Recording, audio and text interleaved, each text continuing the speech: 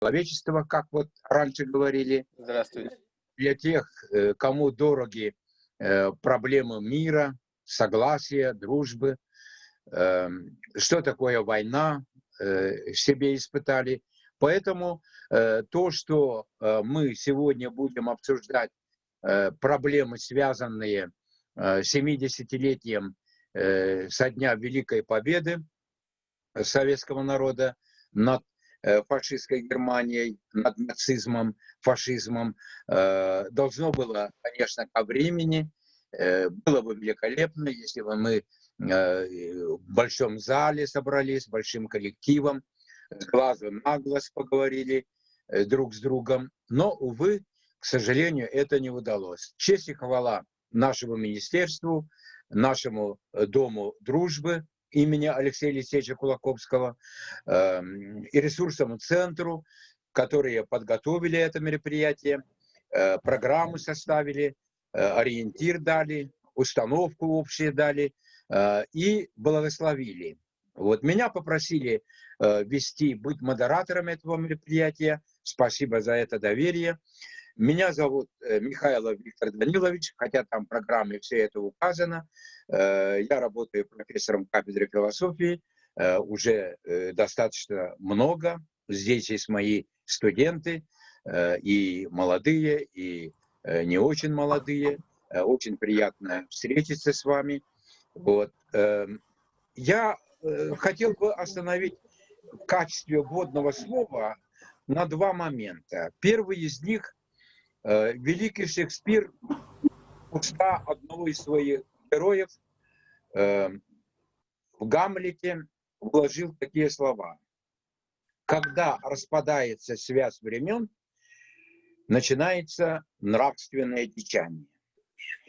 Поэтому преемственность поколений, соблюдение времени, чувство времени для нас является очень важным. Особенно для нас, россиян. Велика наша Родина, разношерстна, многонациональна, многоконфессиональна.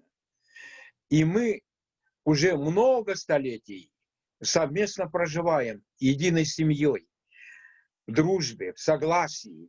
Это то, что, как зеницу ока, мы должны беречь. Поэтому непозволительно будет нам прерывать связь времен. Это первое. И второе. Ну, вы знаете, что творится вокруг, и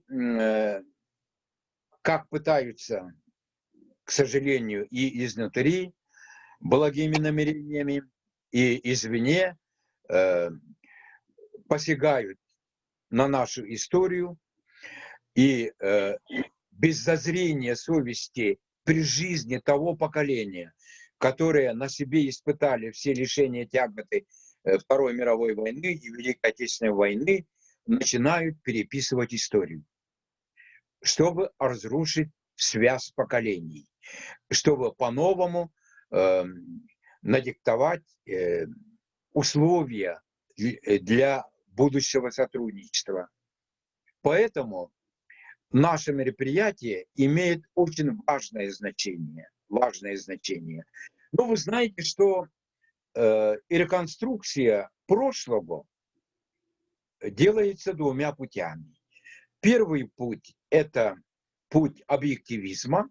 Это не очень хорошее слово, но на самом деле это попытка взглянуть на прошлое, войдя в положение тех людей, которые жили в то время. Это называется антикваризмом и достигается герменевтическим путем, путем вживания в прошлое, вживания в события прошлого, вживания в людях того времени. Это преемственность поколений. Второе называется презентизмом, и суть его заключается в том, что мы на прошлое пытаемся смотреть глазами современного человека. Это и происходит.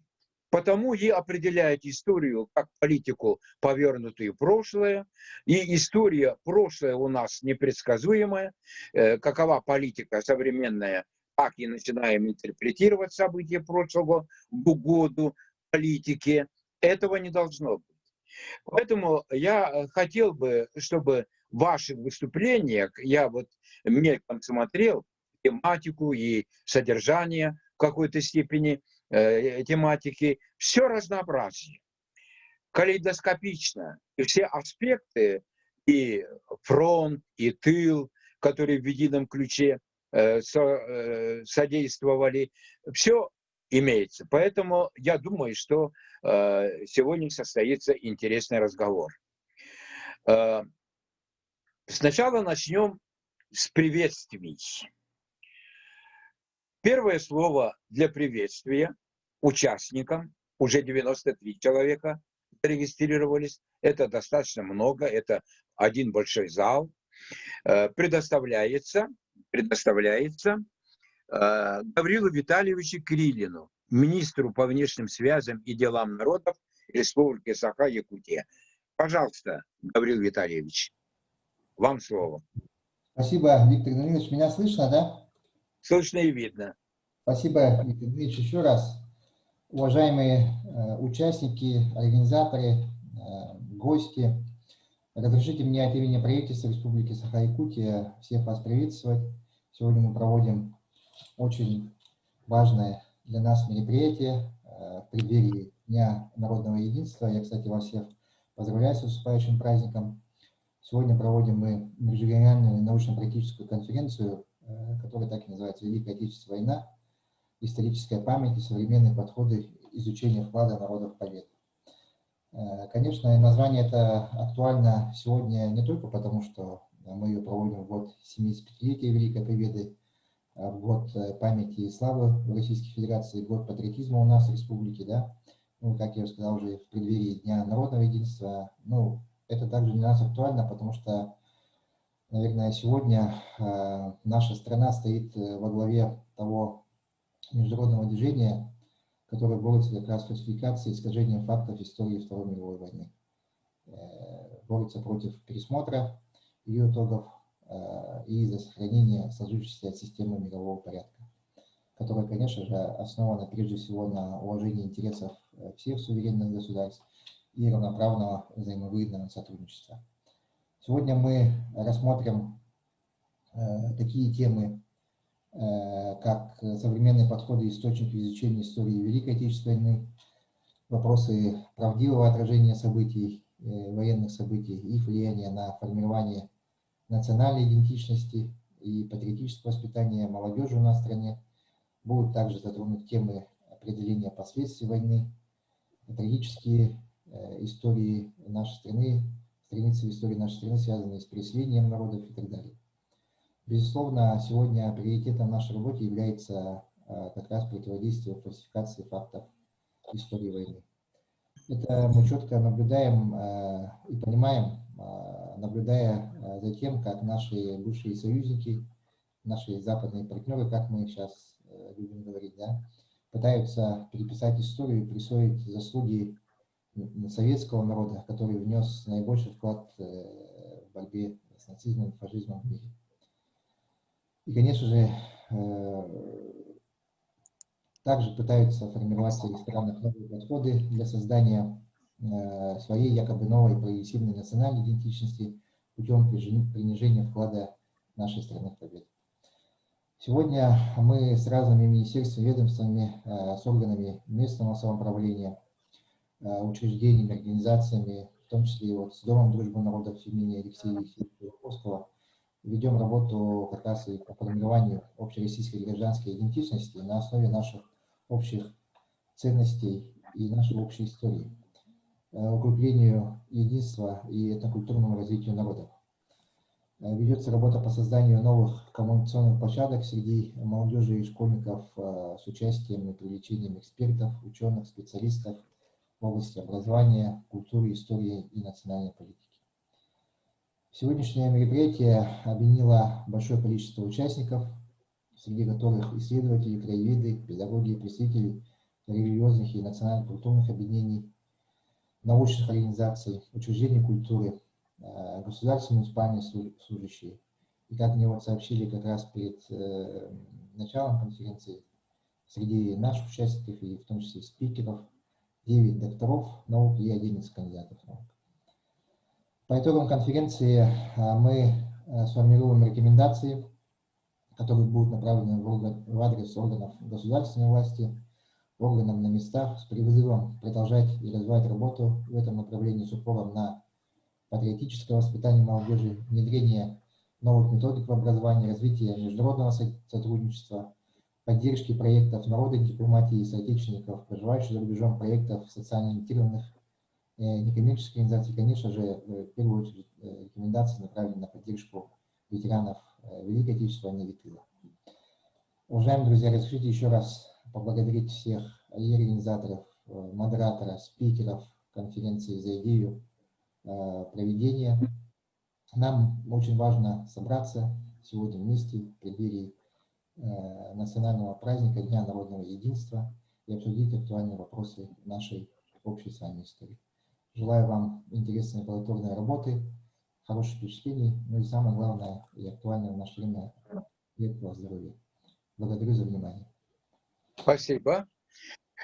Следующее слово с удовольствием предоставляю Петру Кирилловичу Конкину, участнику Великой Отечественной войны, заслуженному работнику Народного хозяйства Республики Саха, кавалеру Высшего ордена Республики Саха Якутия «Полярная звезда», члену Союза журналистов Советского Союза. Пожалуйста, Петр Кириллович. Да, я вас слышу. Я приветствую всех участников данного форума. И мне тоже хотелось бы сказать несколько слов по этой теме. Но я не только, так сказать, я не только свидетель, да, но я и участник тех событий, начиная с подросткового возраста и участвовал в заключительном этапе войны на Востоке. Перед моими глазами проходит до сих пор, вспоминается много людей, событий, фактов, различных приключений личного и общественного характера. И все это, значит, я часто возвращаюсь к тем дням, вспоминаю своих друзей, товарищей, таких же молодых и юных, потому что мы очень молодые были. Мы изучали потом, даже будучи в армии, 10 сталинских ударов. Была такая тематика на политзанятиях. Вот. И в последующие годы, вот эти последние десятилетия, у нас вышло в нашей печати, и зарубежной печати также, много воспоминаний полководцев, дипломатов и рядовых участников войны. И каждый из них излагает свою точку зрения, рассказывает о виденном, о пережитом. И все это очень интересно. И у меня до сих пор лежат эти книги, эти воспоминания наших полководцев, Василевского, Жукова, маршала Мерецкого и так далее.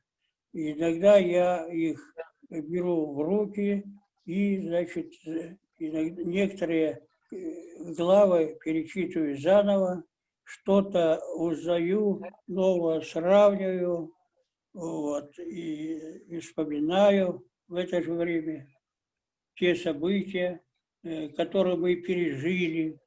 И все это, значит, удивляюсь силе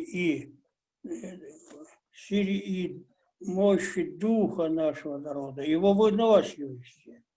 Вот.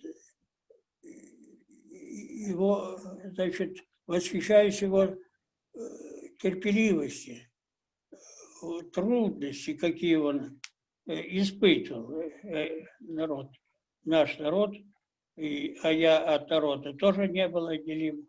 Все это, значит, я вспоминаю и как-то сопоставляю с нынешним веком, сравниваю, какая была, допустим, молодежь тогда и какова она сейчас, что меня сейчас не устраивает, что-то устраивает. Вот.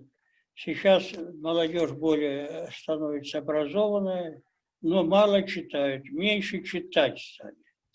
Это я даже до своих правнуков вижу.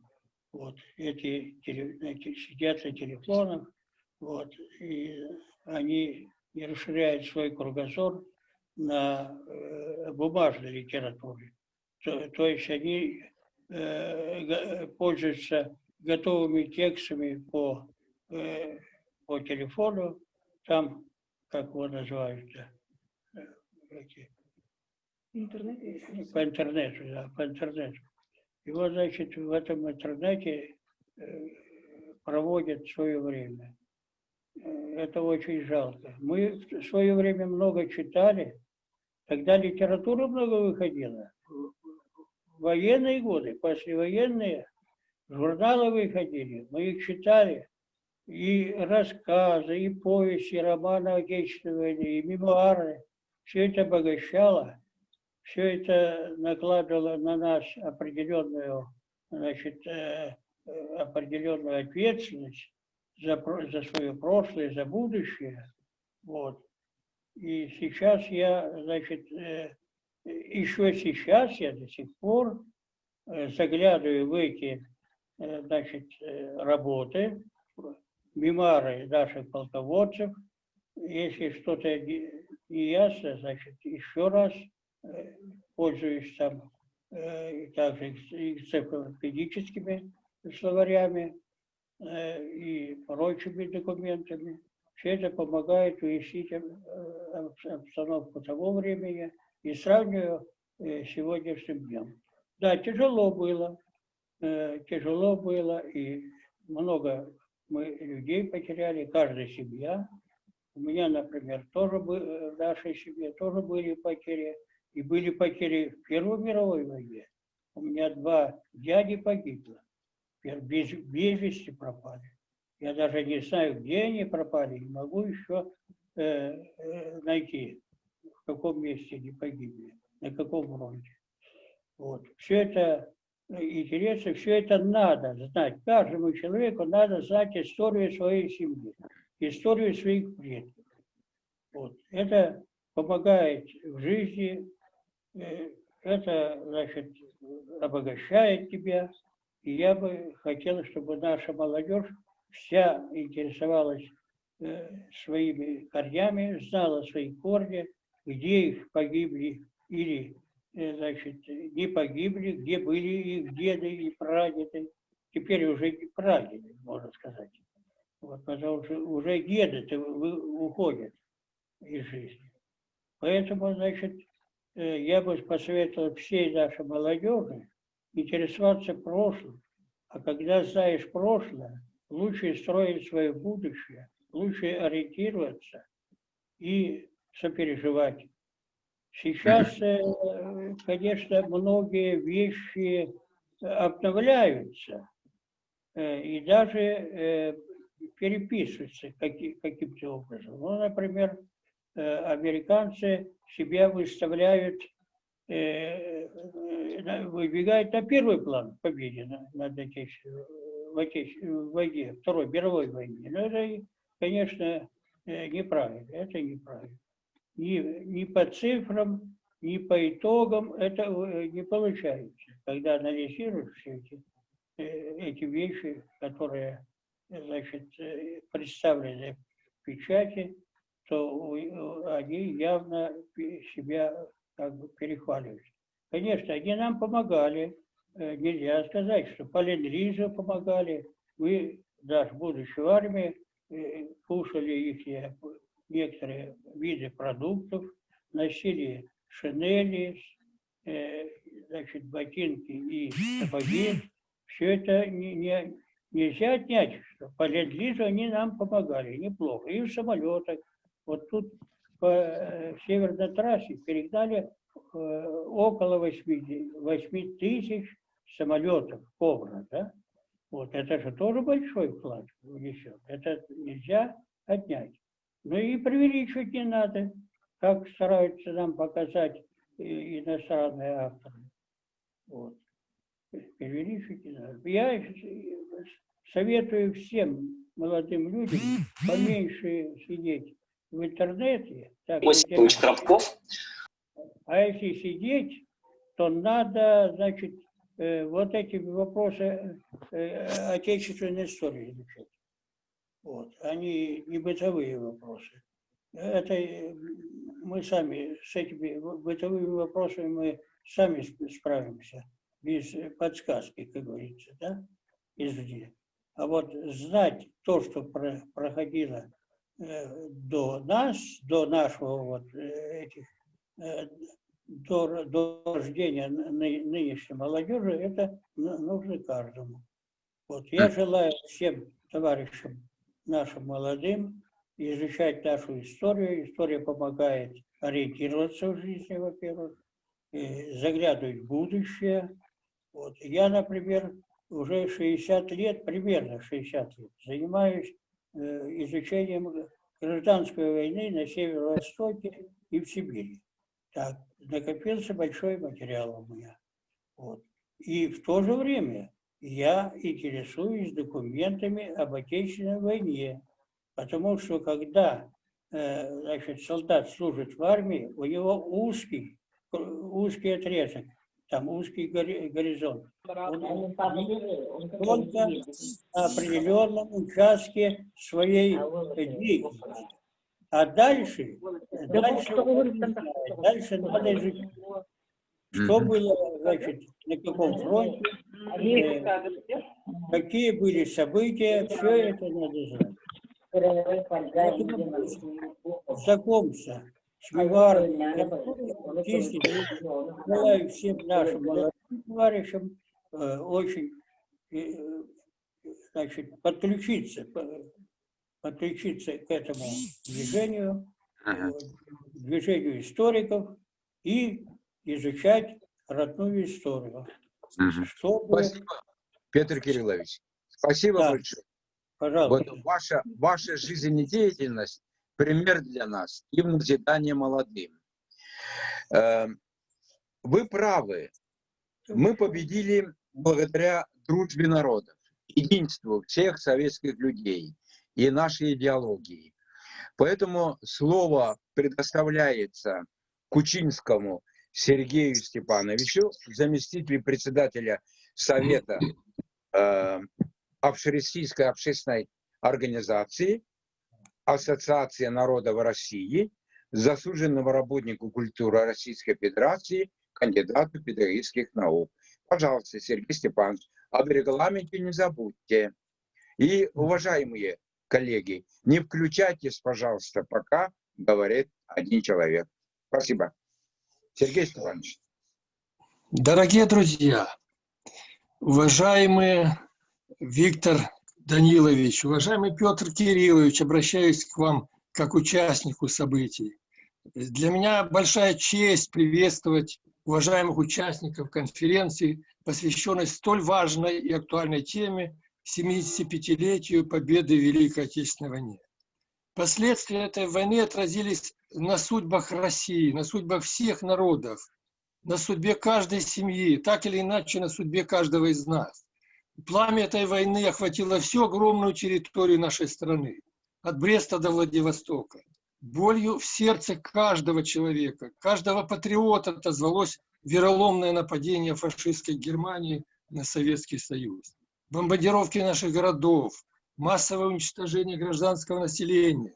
Громким набатом тогда повсеместно прозвучали слова известной песни «Вставай, страна огромная, вставай на смертный бой». И встали все, и стар, и млад, все народы, и воевали, сражались, приближая этот день победы как могли, ценой неимоверных усилий, нечеловеческого напряжения, ценой огромных жертв. Более 60 тысяч якутян участвовали во всех крупных сражениях Великой Отечественной и в боях с Японией. Воины из Якутии служили во всех родах войск, проявляя самоотверженность, героизм в боях. Они прославились как отличные снайперы, умелые разведчики, отважные артиллеристы, танкисты, летчики. За проявленный героизм орденами и медалями награждены более 2300 воинов-якутян. 24 из них были удостоены высокого звания Героя Советского Союза. Но я сегодня хотел бы вспомнить об одном из участников. Это инициатор и зачинатель снайперского движения Федор Матвеевич Хлопков, который уничтожил 429 гитлеровцев, неоднократно проявлял героизм на полях битвы, своим примером вдохновлял однополчан и не раз поднимал их в атаку. Сражаясь отчаянно, получил несколько ранений. Он выжил и, как многие наши соотечественники, вернулся с войны победителем. Но не всем посчастливилось вернуться с войны. Цена победы слишком велика – 27 миллионов человеческих жизней. И вот, думая об этом, как-то возникают какие-то образы. И вот к нам обращаются те, кто не вернулся как бы оттуда. Помните, говорят они, помните о нас, павших. И эти слова взывающие, они без звуков, как угасшие импульсы несбывшихся чувств, эмоций, надежд. Они источают, пробиваясь к нашим душам, нашему сознанию, к нам, ныне живущим. Это как обращение, как просьба и назидание Она оттуда. сказала, не надо было приходить.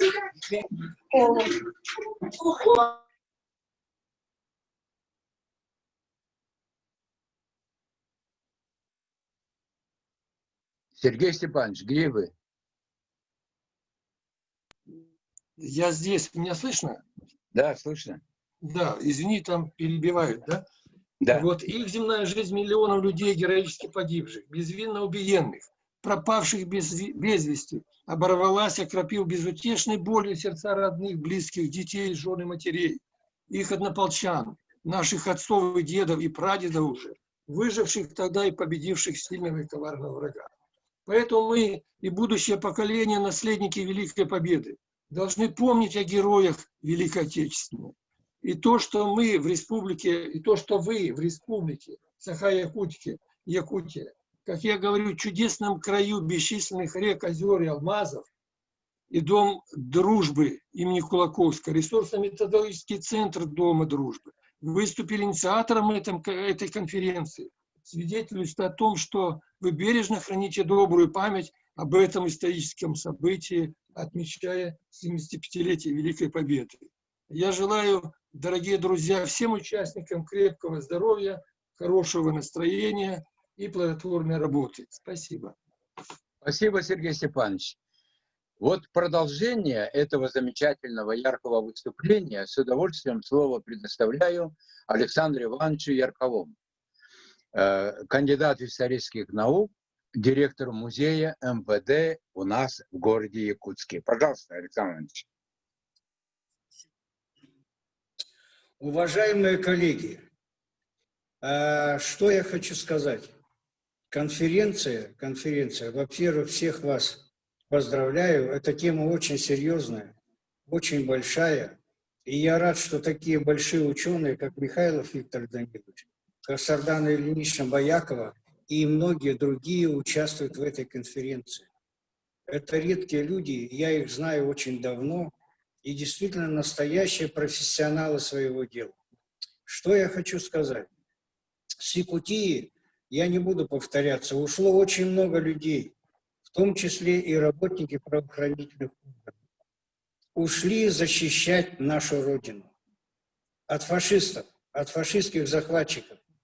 И в настоящее время, видите, фальсификаторы различные пытаются принизить роль наших дедов, наших отцов, те, что участвовали в освобождении всей Европы от фашистской коричневой чумы.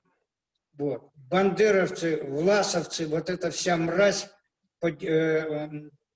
ихние потомки, они стараются это все принизить, уничтожить.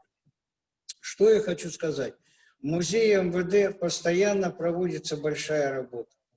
Мы выпускаем и статьи во все республиканские СМИ и в Россию, отправляем материалы, выпускаем фильмы, создаем о ветеранах якутской милиции. У нас люди ушли на фронт. Лучшие люди, лучшие сотрудники милиции написали рапорта и ушли на фронт. Из них только приведу пример Павлов Валентин Васильевич, начальник уголовного розыска, ушел добровольцем на фронт. Начальник уголовного розыска. Он здесь нужен был, но он понимал, что надо идти. Надо идти защищать Родину. Закончил войну командиром батальона, а его прорыв вошел в историю советской армии. 600 километров наш земляк прошел этот рейд по Германии и вышел первый на берега Эльбы. Генерал Коллер подошел и спросил американский: кто вы?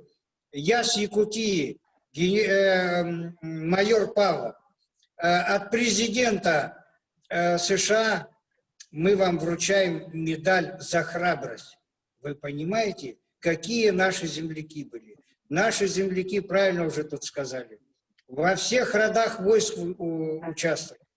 И выступали и артиллеристами, которые в начале войны наш земляк подбил 5 танков фашистских. 5 танков. Сержант. Вы понимаете, в чем дело? Люди гибли, не считаясь ни с чем, понимали, что если не они, то кто? Поэтому патриотическое воспитание молодежи, оно было, есть и будет. Мы должны воспитывать патриотов своей Родины. И они не должны забывать людей, которые отдали жизнь за их светлое будущее. Всего доброго. Спасибо, Александр Иванович. Сейчас мы услышим молодое поколение, которое, Александр Иванович, вот усилиями и вашего музея, и вашей неустанной пропагандистской и воспитательной работы выдвигаются вот такие молодые люди, которые уже работают, учатся одновременно. И с удовольствием слово предоставляю Ирзанскому Максиму Николаевичу, магистранту СВПУ и уже работающего в Министерстве по делам молодежном правительстве, уже активно сотрудничает, и надеюсь, что у него карьера сложится замечательно и будет проводником всего того, что высказано старшим поколением. Максим Николаевич, пожалуйста. Спасибо большое за предоставленную возможность быть в числе тех выступающих, в числе тех рядов, которые сказали уже немало важного о 75-летии, о Великой Победе, о вкладе нашего советского народа в борьбу. Я могу лишь добавить малейшую часть и выразить большую благодарность Петру Кирилловичу Конкину за то, что вы стали тем самым, кто вкладывал в общую борьбу с нависшей угрозой. Своим рождением все-таки мы обязаны вам, мы живущие в вашем лице, участнику тех самых событий.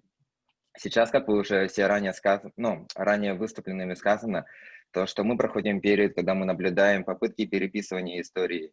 И чаще всего подвержена этому молодежь. Различные источники СМИ, в Ютубе, интернете, пропаганда западных фильмов. События прошлого чаще начинают восприниматься молодыми людьми отстраненно, как дела давно минувших лет, не имеющих непосредственного отношения к современным реалиям. Но так не должно быть. Должна присутствовать передача поколения. Та же самая духовный ориентир. Мы должны помнить и чтить тот великий вклад в героизм нашего советского народа, находящегося не только вкладывающие на передовой в окопах, но и в тылу вкладывали, которые в общую победу. Просто очень трудно говорить, когда ты слушал такие выступления, и ты представлял все эти события, ты пытался смотреть, услышав тот самый действительно вклад, особенно же Петра Кирилловича. Я лишь скажу то, что историческая память молодежи – это все же один из важнейших элементов консолидации нации, формирования патриотизма и гражданственности. Поэтому сейчас все в наших руках. Есть и в наших же руках направить следующее уже подрастающее поколение и задать им верный курс на дальнейшее развитие.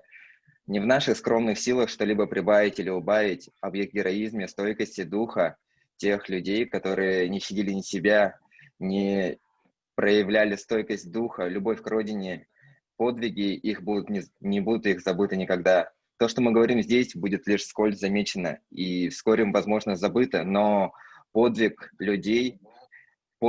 тех людей, которые вложили всего себя в великую победу, не должно быть забыто никогда. И давайте же мы посвятим себя повышению интереса к истории Отечества, патриотическому воспитанию нашего подрастающего и будущего поколения, сохранению межнационального согласия и мира. И мы должны донести самые главные принципы. Патриотизм – это деятельная любовь к родине. И пока мы едины, мы непобедимы. Все, спасибо большое. Спасибо, Максим, за очень хорошее выступление.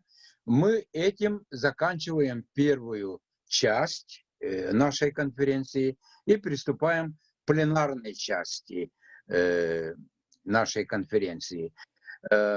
Гаврил Витальевич уже объявлял, что в работе нашей конференции участвует 9 докторов наук.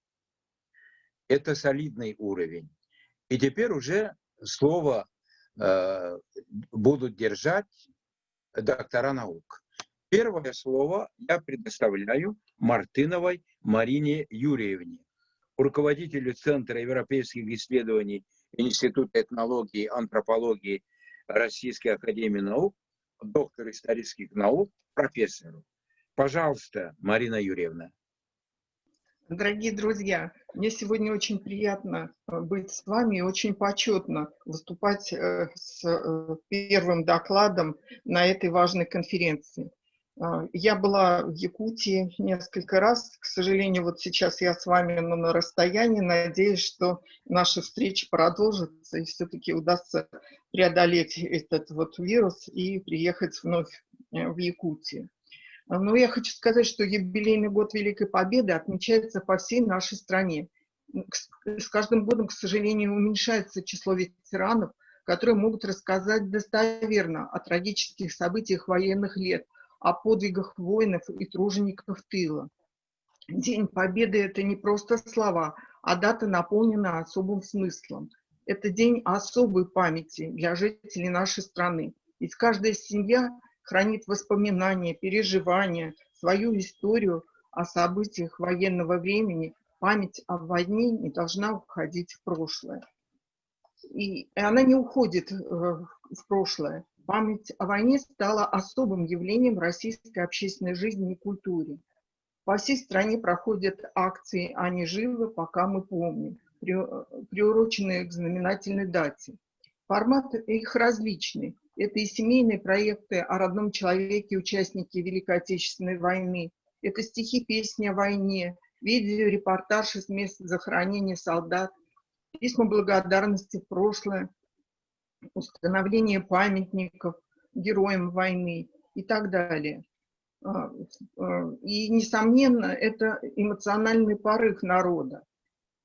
Наиболее значимым в памяти стала именно гибель людей, как очевидное свидетельство цены победы. Подтверждение тому акция «Бессмертный полк», начатая в 2012 году в Томске. Она вовлекла по всей России многомиллионных участников, в семьях которых хранятся фотографии погибших во время войны или ветеранов, которых уже нет с нами в живых. Портреты несли и самые молодые граждане страны. И эта традиция уже стала для россиян одним из мест памяти. Начиная с 2013 года акция стала повторяться ежегодно по всей стране и за ее пределами. Только в 2015 году она собрала около 12 миллионов человек. В одной Москве в ней участвовало 500 тысяч человек. Трагический факт грандиозных утрат заслуживает этой коллективной памяти. И военная тематика – это значимая часть нашей мемориальной культуры. Великая Отечественная война нашла широкое отражение в городской и сельской среде Советского Союза сначала, затем России, начиная с военного времени и до сегодняшнего дня. В чем же сила и смысл памяти о Великой Отечественной войне? Сегодня Великая Победа превратилась в один из ключевых факторов национального единения. Почему так происходит? Надо сказать, что масштаб торжеств по случаю Дня Победы нарастал постепенно. Хорошо всем знакомые сегодня атрибуты события появились не сразу. Напомню эволюцию этого праздника. Праздник в честь победы в Великой Отечественной войне был установлен указом президента Верховного Совета СССР от 8 мая 1945 года и отмечается 9 мая каждый год. В 1945-1947 годах и затем с 1965 года это нерабочий день. Но само словосочетание «День Победы» появилось раньше, почти в самом начале войны, в ходе битвы за Москву. Илья Эренбург 12 декабря 1941 года в газете «Московский железнодорожник» написал: когда настанет День Победы, наши бойцы первые вспомнят о железнодорожниках. Конечно, 9 мая 1945 года был необыкновенно радостным днем для всех жителей страны. Особую торжественность ему придал салют, который завершил этот день. Салют стал первым атрибутом праздника, он сохраняется и поныне. С тех пор всегда сопровождает торжества Дня Победы. 2 года после 1945 года 9 мая был выходным днем. Затем 17 долгих лет это был рабочий день, хотя праздничные мероприятия проходили по всей стране. Они включали освещение событий на страницах газет, торжественные вечера, народные гуляния, салют из 30 залпов. В таком же достаточно скромном формате отпраздновали и 10-летний юбилей Победы 9 мая 1955 года. Это был рабочий день, без парада, но торжественные собрания на предприятиях, салют и концерт прошли по всей стране. Пожалуй, начиная с 20-го юбилея Победы, с 1965 года День Победы стал особо значимым национальным праздником. Тогда Леонид Ильич Брежнев добавил связанный со знаменательной датой ритуал военный парад и прием в Кремлевском дворце съезда. 9 мая стал с тех пор нерабочим днем. Еще через 2 года, в 1967 году, в Александровском саду у Кремлевской стены была торжественно открыта могила неизвестного солдата. Юбилейные мероприятия к 30-летию Победы 9 мая 1975 года длились весь день. Программа была расписана по минутам. Она включала парад на Красной площади, возложение венков к мавзолею Ленина и могиле неизвестного солдата, торжественную манифестацию молодежи на Красной площади, праздничный прием, минуты молчания, салют. С 1960-х годов военные парады стали проводиться во многих городах СССР. В этот день воинские части и военные училища маршем проходили по улицам городов к военным мемориалам или памятникам погибшим воинам, где проходили митинги, возлагались цветы. В Новой России в начале 90-х несколько лет парад на Красной площади не проводился. Но традиция была возобновлена уже в юбилейном 1995 году. В честь 50-летия Победы в Москве прошло 2 парада. На Красной площади в пешем строю и на Поклонной горе с участием боевой техники и войск. Мемориал на Поклонной горе был завершен, строительство организации его была завершена именно к 50-летию Победы. С тех пор парады на Красной площади стали проводить ежегодно. Праздничное шествие также проходит во всех городах-героях, воинских округах, крупных городах. Встречаются фронтовики, возлагаются венки, гремит праздничный салют. День Победы был и остается символом любви к родине, символом патриотизма. Едва ли кто-то будет отрицать, что одним из очевидных проявлений национального самосознания в годы войны был гражданский патриотизм.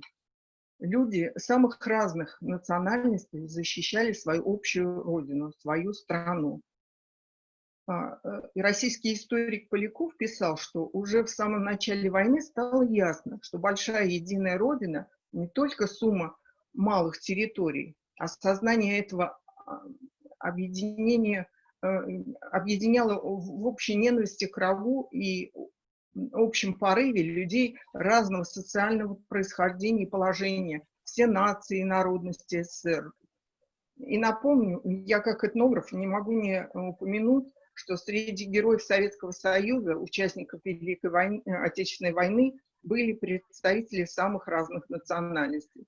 Более 8 тысяч русских, более 2 тысяч украинцев, 311 белорусов, 161 татарин, 108 евреев, 96 казахов, 91 грузин, 90 армян, 69 узбеков, 61 мордвин, 44 чуваша, 43 азербайджанца, 39 башкир, 22 осетина и так далее. Высшего звания страны были удостоены 24 якутянина, 5 якутян стали кавалерами Ордена Славы.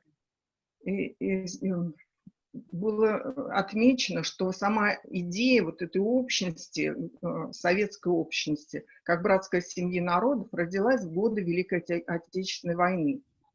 И вот эта мысль и воспоминания о войне, Можно отъебать белку в очко, музыка заиграла, занимает особое место в истории нашей страны. И, вот, собственно, сначала в истории советского государства, а потом и пережило это государство и продолжается вот уже в новой России. И мне кажется, вот это очень важно, что преемственность поколений, преемственность историческая, она сохраняется. И вот эта патриотическая нотка, которая внесет в себе воспоминания о войне, День Победы, вот оно живо в нашей стране и поныне, и надеюсь, что это будет продолжено и дальше. Спасибо за внимание. Спасибо. Спасибо большое, Марина Юрьевна. Да, действительно, есть народная мудрость, да и библейская истина. Если хочет Бог наказать человека, лишает его памяти. Да, беспамятство или социальная амнезия много бед делает. Поэтому память о победе является знаковой для россиян и для всех бывших советских республик, я надеюсь. Следующее слово берет Круговых Игорь Эрикович.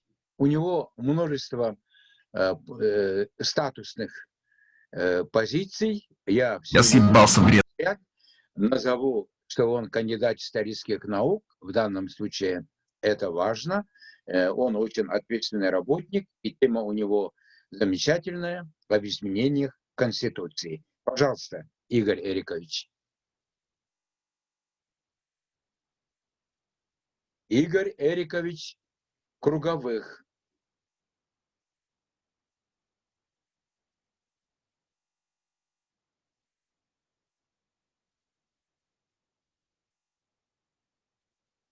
Видимо, не отметился. Вы меня слышите, нет? Да, слышу.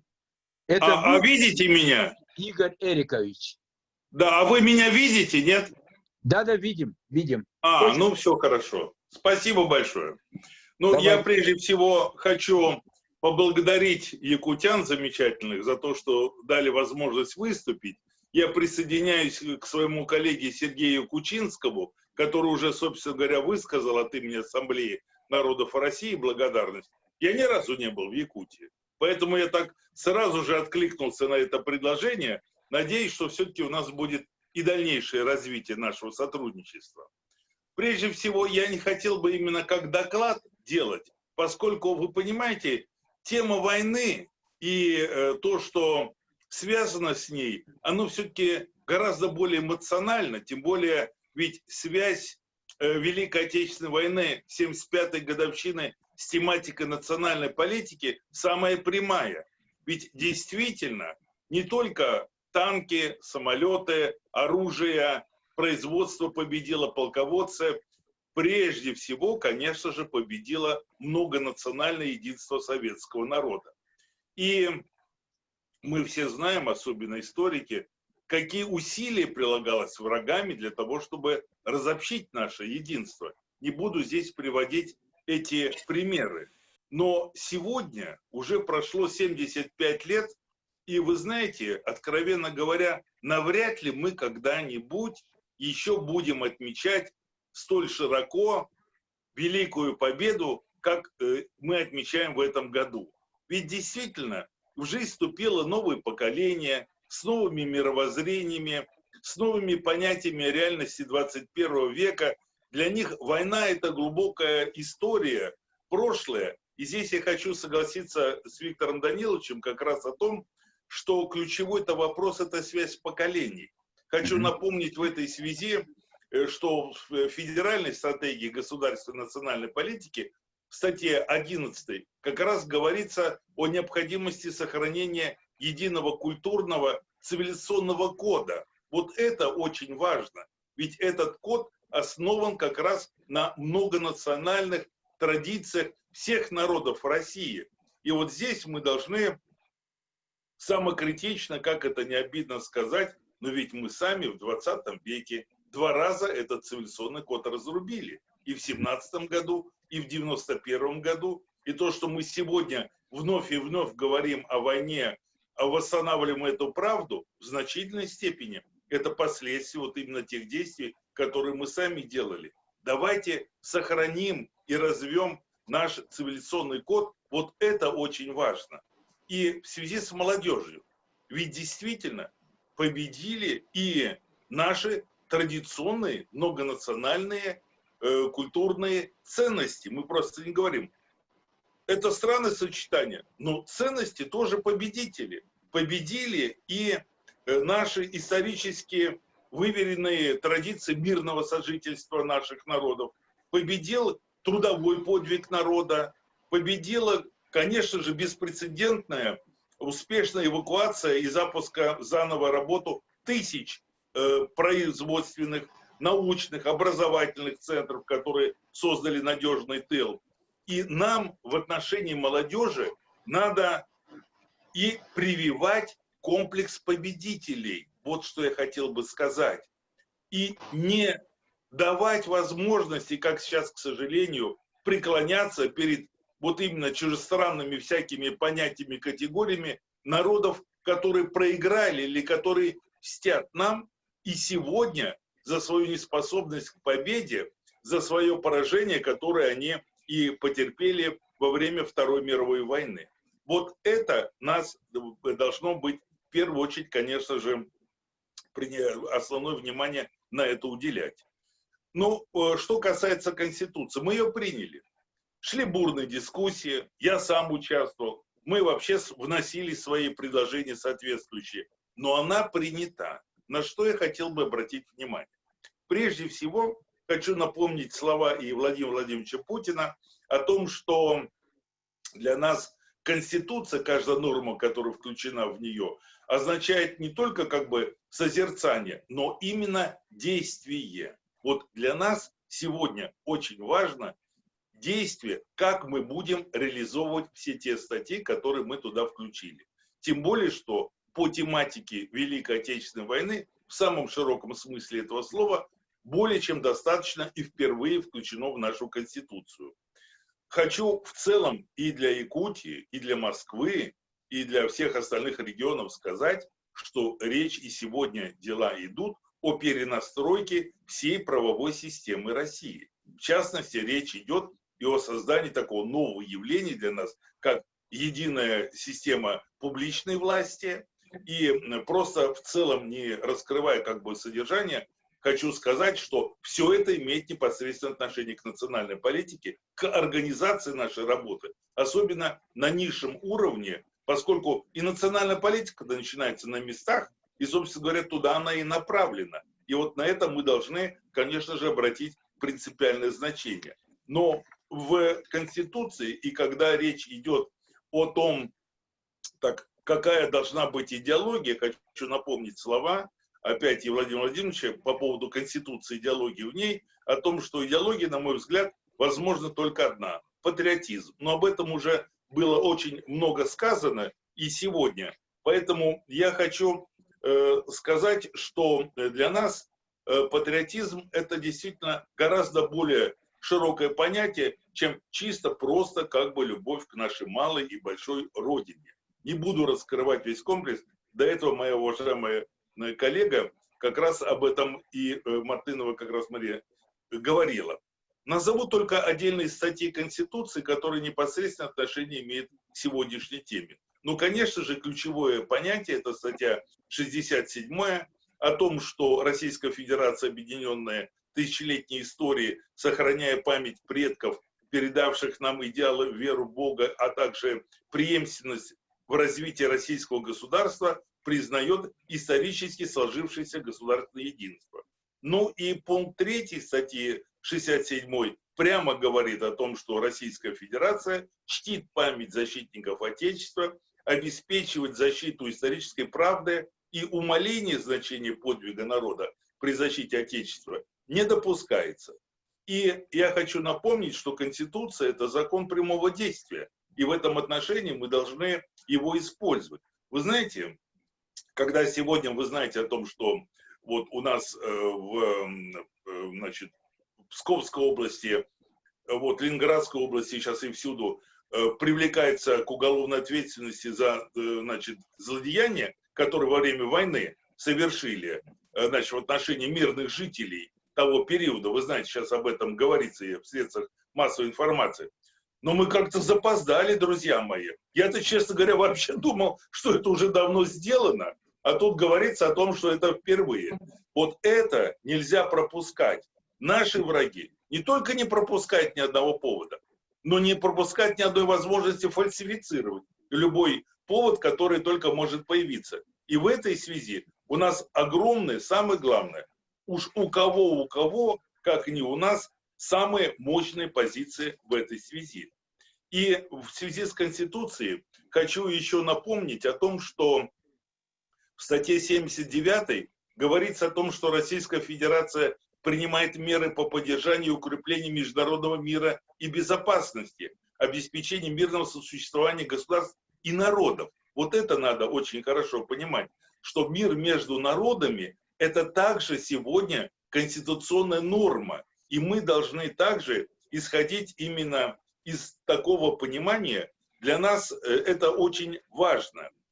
И президент Российской Федерации поддерживает гражданский мир и согласие в стране, обеспечивает согласованное функционирование, ну и взаимодействие всех органов, входящих в единую систему публичной власти. Вот это как раз те ключевые моменты, на которые я хотел бы обратить внимание. Что еще в связи с Конституцией и вообще с Великой Отечественной войной? Вот новый этап.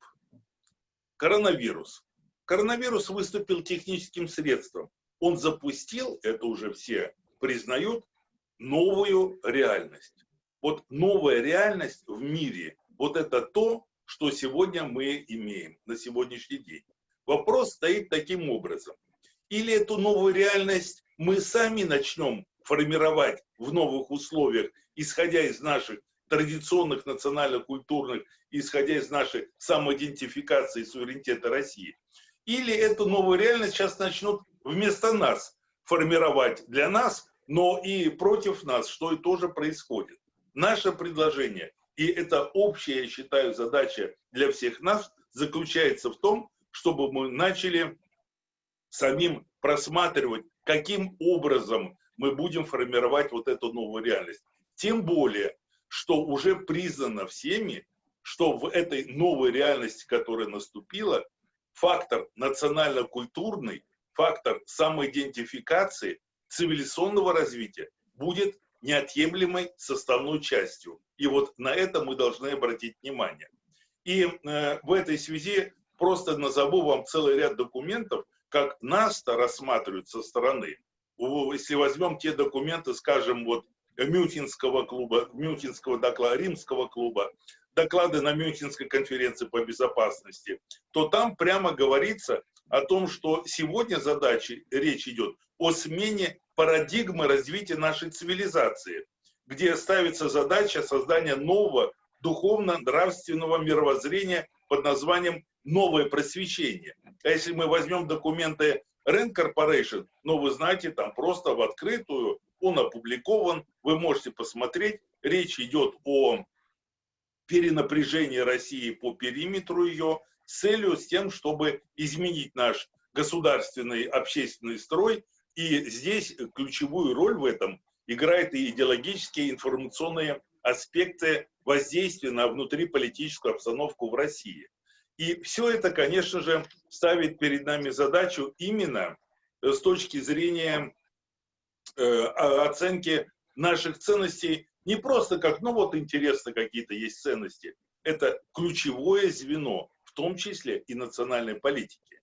В этой связи я хочу сказать, что давайте вместе обращать внимание на целый ряд документов стратегического планирования. Вот я хочу сказать, что до сегодняшнего дня, самокритично хочу сказать, вообще для всех нас, мы так и не согласовали единую систему, как бы, вот что входит в понятие традиционной национально-культурной ценности.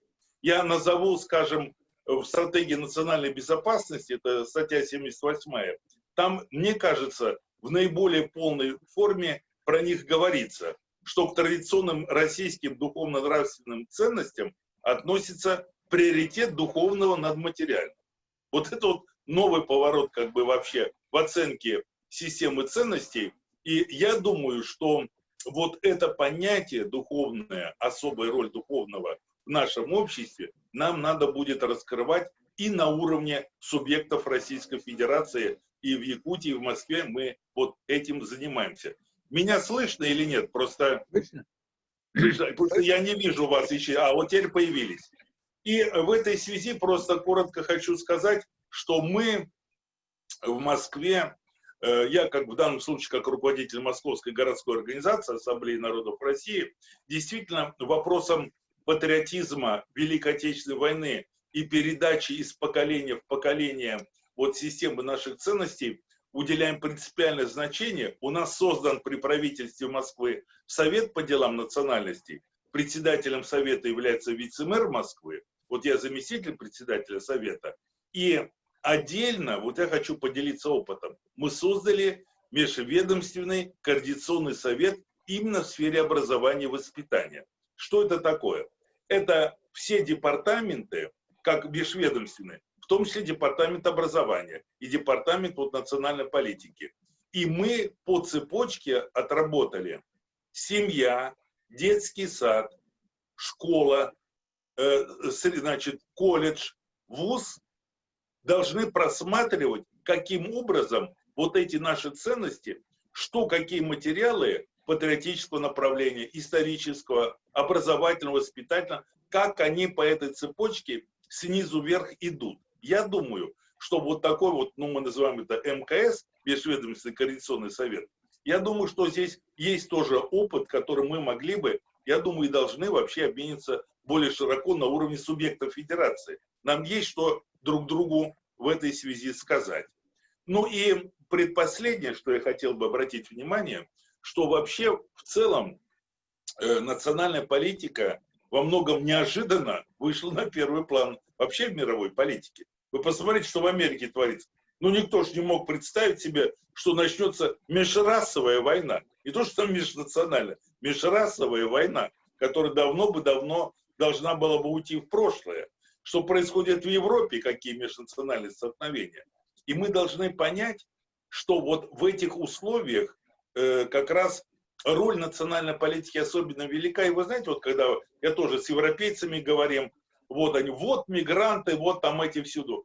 Мы отвечаем, я сейчас еще раз хочу сказать, не в них дело, а дело в том, что народы-то европейские потеряли свою национальную культурную самоидентификацию. Вы лишились своих устоев традиционных. И опять для всех, для нас, жителей России, всех национальностей, еще один урок. И хочу сказать, что вообще-то Россия исторически успешное многонациональное государство. То, что мы забываем. У нас никогда не было ни межрелигиозных, ни межнациональных войн, которые были в Европе. Поэтому я хочу вот на позитиве для нашей молодежи привить им понятие победителей, привить им понятие страны, которая исторически успешна во многих направлениях. Вот это важно, мы должны доносить. Ну и в самом конце это те предложения, которые, я так понимаю, должны были бы высказать в отношении решения, да, резолюции, вот, которая была у нас, да, внести. Вот у меня, к сожалению, перед глазами нету, я просто хочу внести предложение, если можно, да. Вот там говорится и про тыл, там говорится и про вот, в широком смысле. Но вы знаете, вот что для меня очень интересно было в истории войны, ведь мы заново очень многие страницы открыли, которые мы не знали. Вот мне кажется, вот я сейчас скажу, а вы своих высот как-то более четко определите, как это включить как бы в резолюцию. Вот мы, к сожалению, сталкиваемся, ну, в Москве, типа, ну, понаехали сюда там представители там из Средней Азии, всюду. Вы возьмите, откройте, что было в Узбекистане в 1941 году. 1,5 миллиона беженцев приехали в Ташкент. 200 тысяч детей, которых собирали с прифронтовой полосы без родителей, привезли, большую часть которых забрали сами семьи к себе. Более 100 военных госпиталей, среди которых работал, кстати, такой православный священник, воин Есенецкий, который потом, значит, за то, что он священник, его все время в тюрьму сажали, а за то, что он сделал первую в мире успешную операцию на гнойную гангрену, вот ему присвоили сталинскую премию. И он потом в итоге стал святым Лукой. Вы знаете, святой Лука, который, значит, вот прославлен как выдающийся врач. Я хочу спросить, это что, подвиг тыла, вот отношения людей, которые были там, да? Это что, только предприятие или что-то? Я думаю, что вот массовый героизм в тылу народа, вот это вот единение многонациональное, тоже каким-то образом, вот среди перечня вот тех вот рекомендаций, которые у вас есть, что-то мы должны тоже каким-то образом отметить, потому что оно не подпадает под какие-то формальные признаки. Вот это некоторые те предложения, которые я хотел бы высказать. Вот, и, ну, думаю, что-то полезное, может быть, и будет в том, что я сказал. Спасибо вам большое. Спасибо, Игорь Эрикович. Следующее слово берет Сивцева Светлана Иннокентьевна, доктор исторических наук, профессор СВПУ имени Максима Амосова. Пожалуйста, Светлана Иннокентьевна. Здравствуйте, уважаемые представители общественных организаций, коллеги. Я, конечно, полностью солидарна с предыдущими докладчиками. Очень интересные идеи здесь высказал предыдущий докладчик Игорь Эрикович. И позвольте представить мне свое выступление в виде презентации.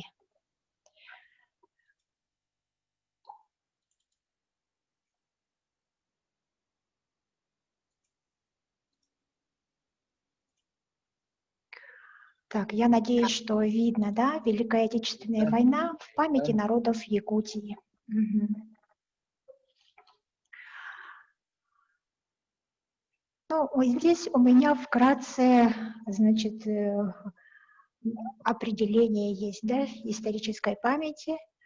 Историческая память – это способность сохранять и передавать из поколения в поколение знаний о произошедших исторических событиях, об исторических деятелях ушедших эпох, о национальных героях и вероотступниках, об этапах, которые прошел тот или иной этнос, народ в своем развитии. Конечно, историческая память, она имеет множество определений, но вот в общих чертах это звучит таким образом.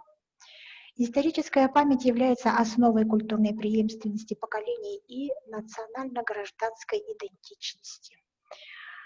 Здесь мы видим, ну, как сохраняется историческая память о Великой Отечественной войне. Да? Вот в Якутии известны 24 героя Советского Союза и 1 Российской Федерации, ввиду того, что Стрекаловский Михаил Михайлович у нас получил звание Героя Советского Союза, звание Героя России уже в 1992 году.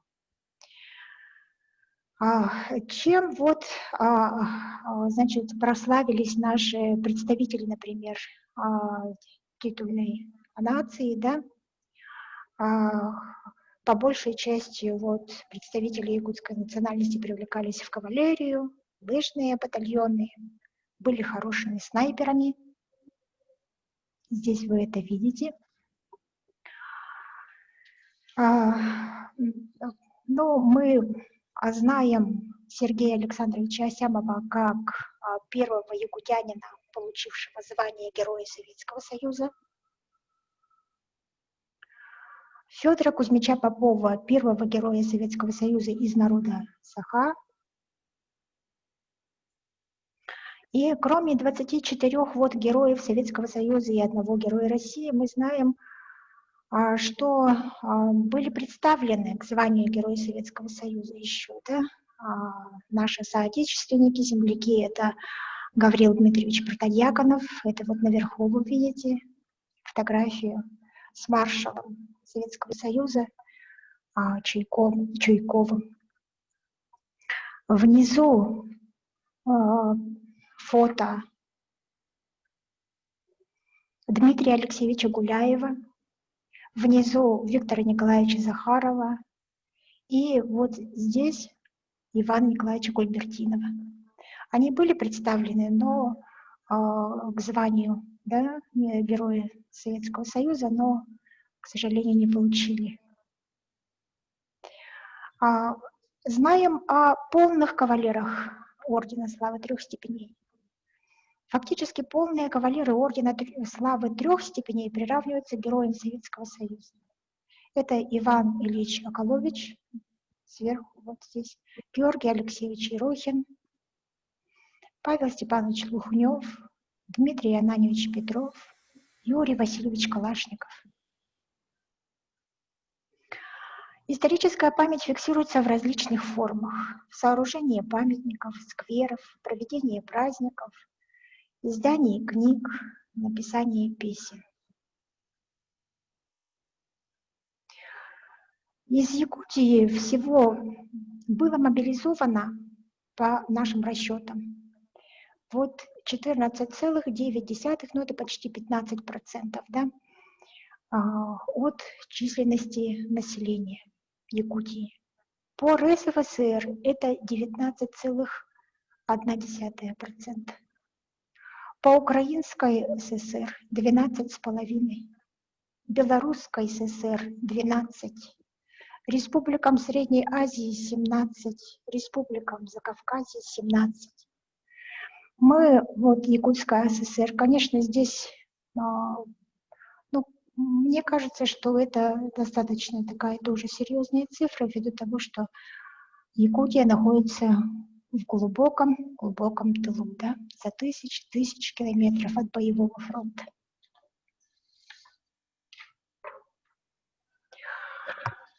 По трудоспособному населению, если да, рассчитать, каждый второй, вот здесь нижняя графа по расчетам, каждый второй был призван, трудоспособный человек, да, в Советском Союзе. По Якутской ССР каждый третий. По людским потерям Советский Союз потерял 27 миллионов человек. Это примерно от 12 до 13,5% населения своего. По Якутской АССР 54,3 тысячи человек, примерно 13% населения.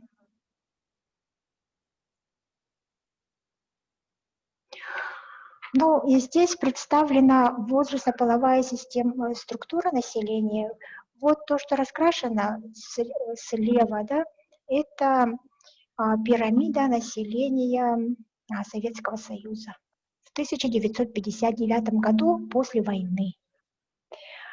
Справа мы видим население Якутии 1959 года. Да? По, значит, результатам переписи населения обычно составляется вот такая пирамида. Здесь мы видим, что шкала есть от 0 до 100 лет.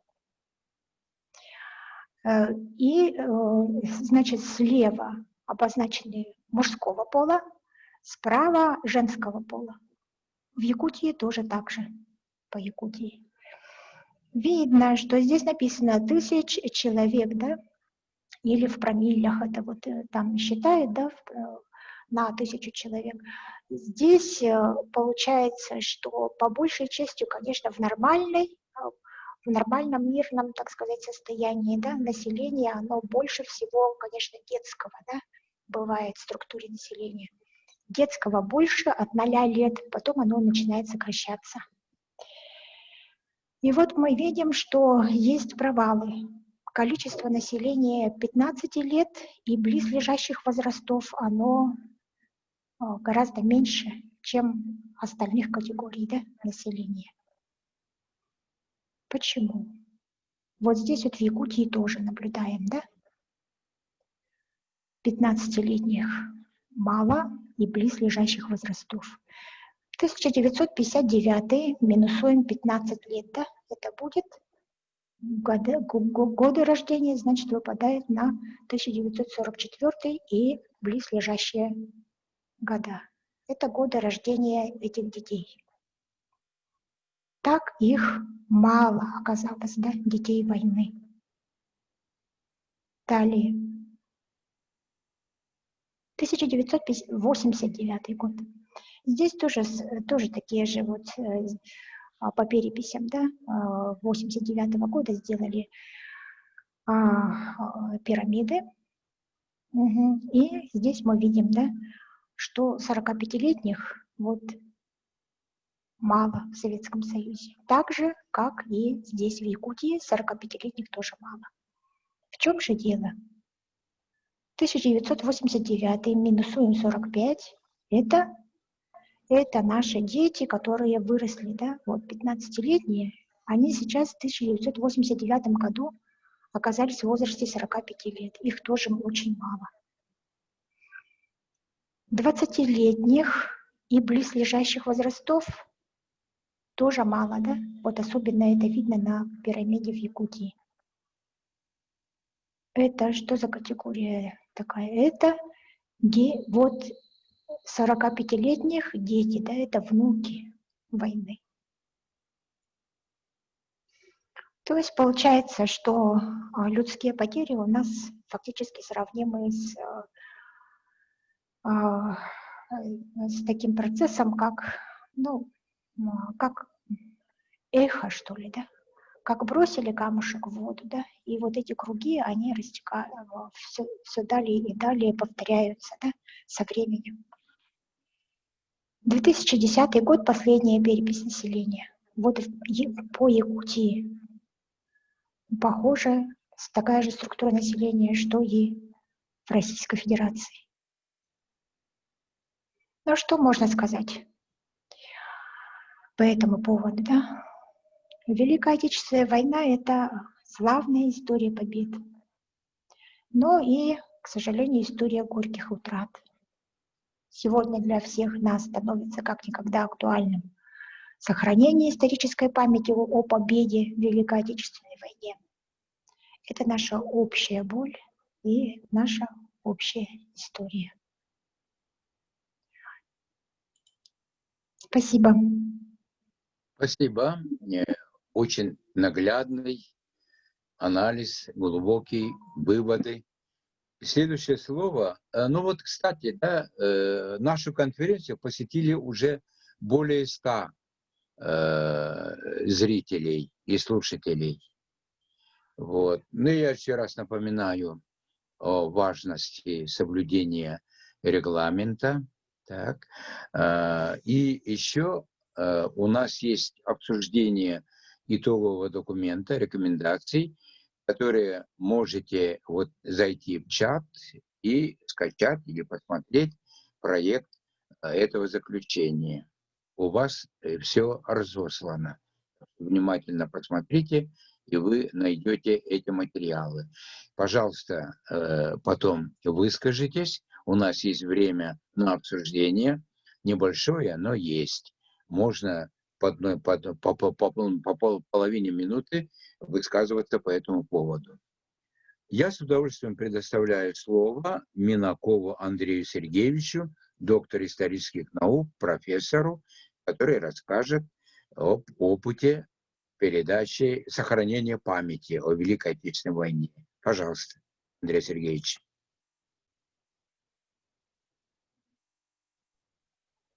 Меня слышно, уважаемые коллеги? Здравствуйте, уважаемые коллеги. Этот год памяти и славы, нас всех объединил огромной работой по подготовке и реализации разных мероприятий, посвященных 75-й годовщине Великой Победы. В Московском педагогическом государственном университете существуют богатейшие традиции сохранения исторической памяти об этой войне. Несмотря на то, что название моего доклада, как вы видите, говорит о современности, я, конечно, не могу не сказать несколько слов о том, насколько тесно Великая Отечественная война осталась в истории нашего университета. В первые дни войны сотни ленинцев, а наш вуз назывался тогда Московский государственный педагогический институт имени Ленина, стали записываться на фронт. Они составили костяк 5-й Фрунзенской дивизии народного ополчения, героически вставшей на защиту Москвы осенью 1941 года. А другая часть студентов и преподавателей участвовали в возведении оборонительных сооружений на подступах столицы. Буквально на всех фронтах можно было встретить представителей нашего института. Из наших стен вышло 5 героев Советского Союза. И вместе с тем наш вуз был одним из немногих, кто не прекратил занятия в годы войны. Продолжался набор, и стране готовили столь необходимые педагогические кадры. А как только отгремели победные залпы в мае 1945 года, в аудиторию вернулись вчерашние солдаты и офицеры, а за кафедрой вновь встали преподаватели и фронтовики. Теперь я немного поделюсь с вами нашим опытом проведения этого великого юбилея. Работа началась заранее, в мае еще 2019 года, когда дирекция изучения истории МПГУ, которую я сегодня представляю, и ряд других подразделений университета разработали план основных мероприятий по достойной встрече этой знаменательной даты. Он был утвержден на ученом совете университета и возглавил наш оргкомитет, наш ректор, член-корреспондент Российской академии наук, историк, доктор исторических наук Алексей Владимирович Лубков. В наш план вошло более сотни мемориальных, образовательных, научных, выставочных, культурно-просветительских и многих-многих других мероприятий общеуниверситетского характера, включая те, которые должны были пройти в филиалах нашего университета. И наша работа освещалась не только в СМИ, но и на сайте нашего университета, которое, обращу ваше внимание, по данным рейтинговых агентств, является самым посещаемым сайтом среди педагогических вузов России и одним из наиболее посещаемых университетских сайтов в целом. На сайте университета был создан специальный портал, который был посвящен юбилею Великой Победы. На нем размещались фотографии, биографии, награды, описание ратных подвигов более 400 работников МПГУ, участников Великой Отечественной войны. На портале регулярно ведется календарь Великой Победы, формируется бессмертный полк МПГУ, размещаются виртуальные туры, посвященные основным событиям войны, и многое другое. Ну, в числе наиболее крупных таких масштабных мероприятий, которые получили широкий и очень позитивный общественный резонанс, я выделю следующие. Это международные научные конференции «Правда о войне в художественных интерпретациях», 75-летие Великой Победы, память, уроки противодействия фальсификациям, конференция «Московское народное ополчение в годы Великой Отечественной войны» и многое другое. Педагоги-эксперты МПГУ постоянно выступали в СМИ с освещением и анализом событий Великой Отечественной войны. Кроме того, регулярно публиковались материалы, посвященные истории МПГУ в годы войны. Вот наша дирекция отдельно подготовила специальный историко-документальный проект 75-летия Великой Победы МПГУ в годы Великой Отечественной войны, который размещен на нашем официальном сайте. Вы все можете его посмотреть, он очень интересный и содержит очень много уникальных и ранее неизвестных документальных материалов. Коллектив университета активно участвовал во всех федеральных патриотических акциях. Это и «Бессмертный полк», и «Свеча памяти», Всероссийское общественное движение «Волонтеры Победы», Всероссийская военно-патриотическая программа «Вахта памяти», а также многие мероприятия, которые проводились общественными и московскими патриотическими организациями. Налажено очень тесное сотрудничество у нас с Центральным музеем Великой Отечественной войны на Поклонной горе, Историческим парком «Россия. Моя история», Государственным музеем обороны Москвы и многими другими культурными центрами. Особо подчеркну, что когда все мы вынужденно перешли на дистанционный формат общения, уровень и качество проводимой работы не только не снизилось, но и наполнилось новыми формами. Так, в университете прошли десятки онлайн-конференций, квестов, спектаклей, концертов, викторин и других мероприятий. Активно задействовали, кстати говоря, ресурсы социальных сетей. Летом мы на территории, у нас есть большой корпус гуманитарных факультетов на юго-западе столицы, был установлен закладной камень в честь Великой Отечественной войны, а в главном корпусе торжественно открыт обновленный мемориал, который посвящен участникам войны. Библиотека наша, одна из крупнейших вузовских библиотек, принимала участие в всероссийской онлайн-акции «Библионочь-2020», которая была посвящена 70-летию Победы. Ну, словом, наверное, невозможно осветить и даже перечислить все те мероприятия, вот, которые были приурочены к этой знаменательной дате, которые уже проведены и реализация которых, кстати говоря, еще впереди. И это яркое свидетельство того, что гордость за нашу победу, благодарность ветеранам, бережное отношение к исторической памяти, ну, это является предметом очень трепетного такого отношения студентов и работников нашего университета. Дорогие коллеги, большое спасибо за возможность принять участие в таком интересном и содержательном научном и общественном форуме. Хочу вам передать большой привет от педагогического и студенческого коллектива нашего университета, в рядах которых, кстати, есть и представители вашей замечательной республики. Мне посчастливилось дважды быть в Якутии. Я был и в Институте гуманитарных исследований, и в Северо-Восточном федеральном университете. Я очень с теплотой вспоминаю ваше гостеприимство, множество интересных встреч и впечатлений.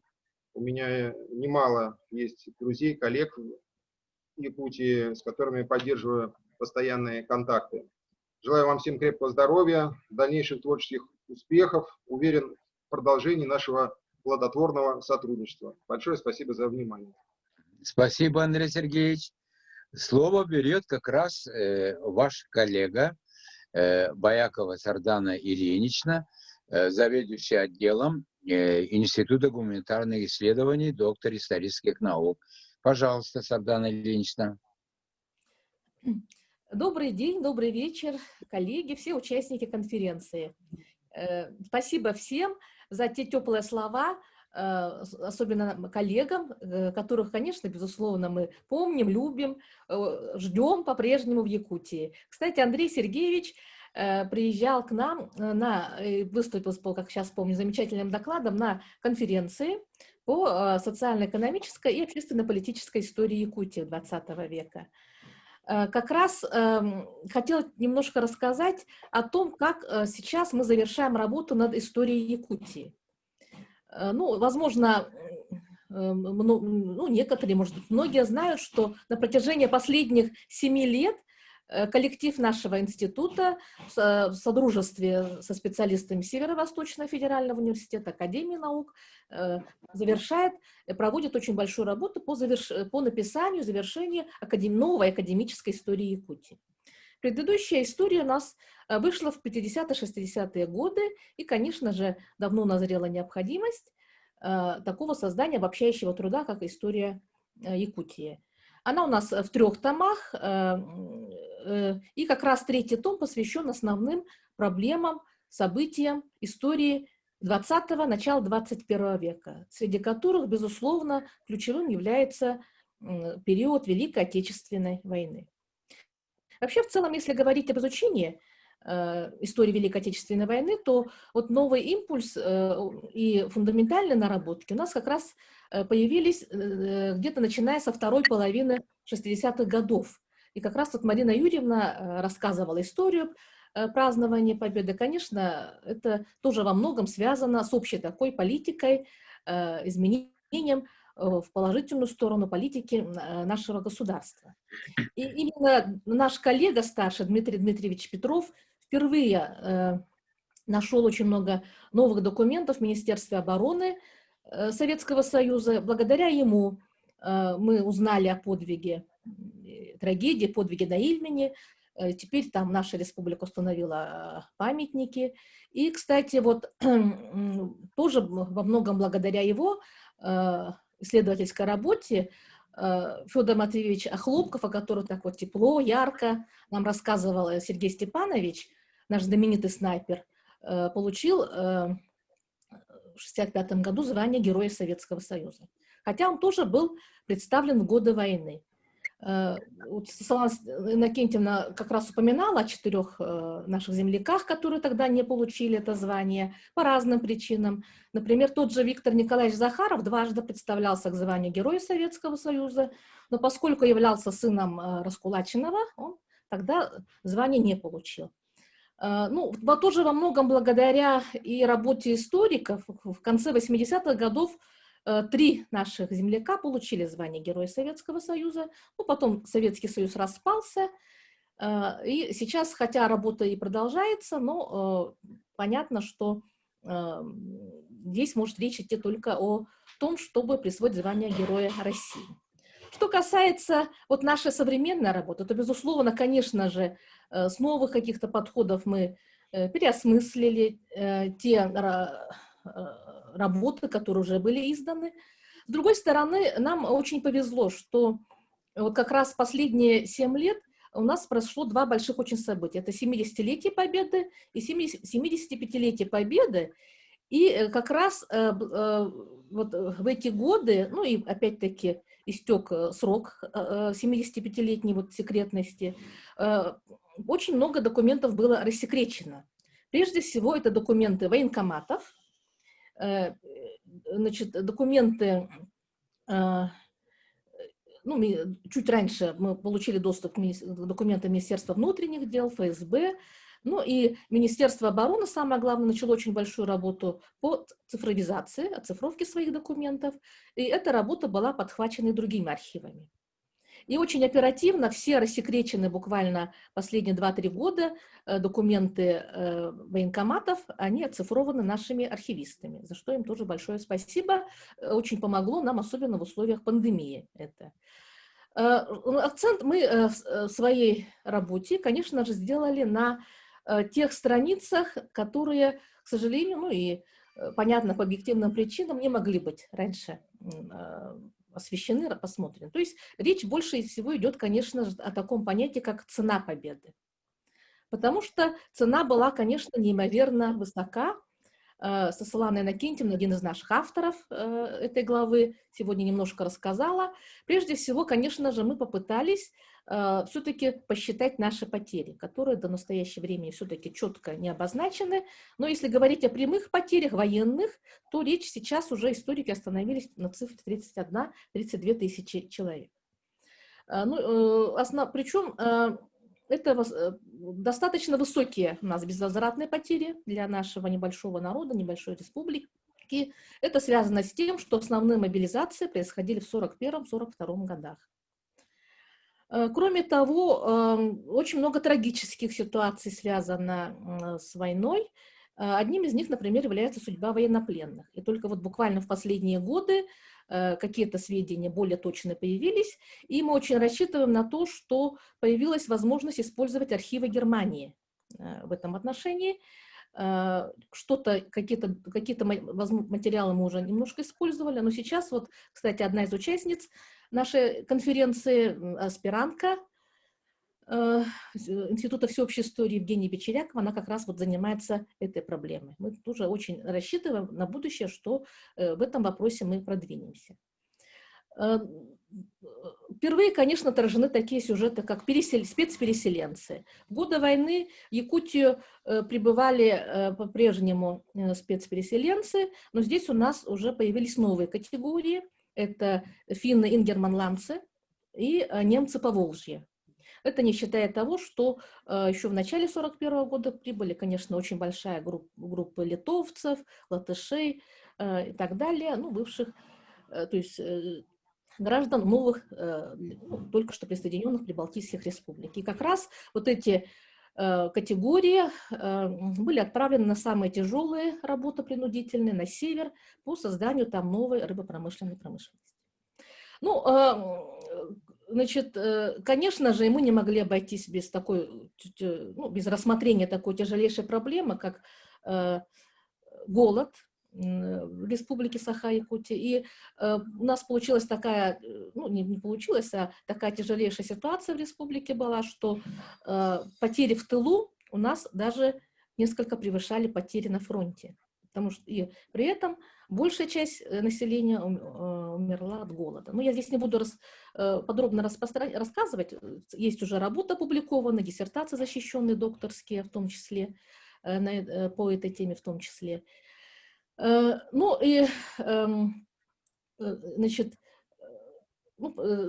Постарались мы вот всесторонне как-то осветить все моменты и фронта, и тыла, показать действительно единение народов, потому что только благодаря все-таки тому небывалому,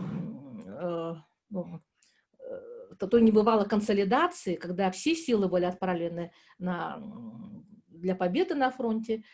Но хочу все-таки чуть-чуть сказать, что еще предстоит изучить.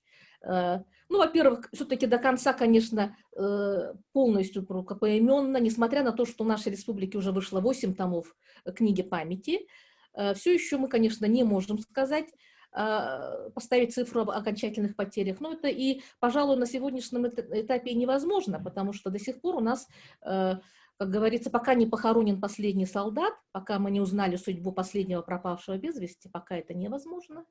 Кроме того, как выяснилось, еще недостаточно, оказывается, у нас и почти нет работ, посвященных участию якутян в советско-японской войне.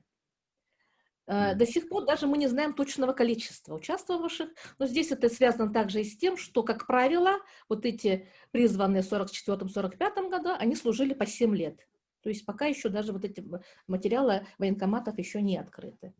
Ну и дальше, конечно же, все-таки мы говорим какими-то общими понятиями, цифрами, но очень важна, конечно же, судьба и каждого солдата, и каждого человека. Поэтому вот эта вот часть, конечно, повседневная жизнь, вообще, еще раз повторюсь, цена победы, конечно, должна еще более подробно, глубоко исследоваться. Мы готовим несколько аспирантов как раз по этой теме, и мы очень рассчитываем на то, что наша молодежь продолжит исследование, внесет свой вклад, свежим взглядом посмотрит на эти многие все еще неразработанные проблемы.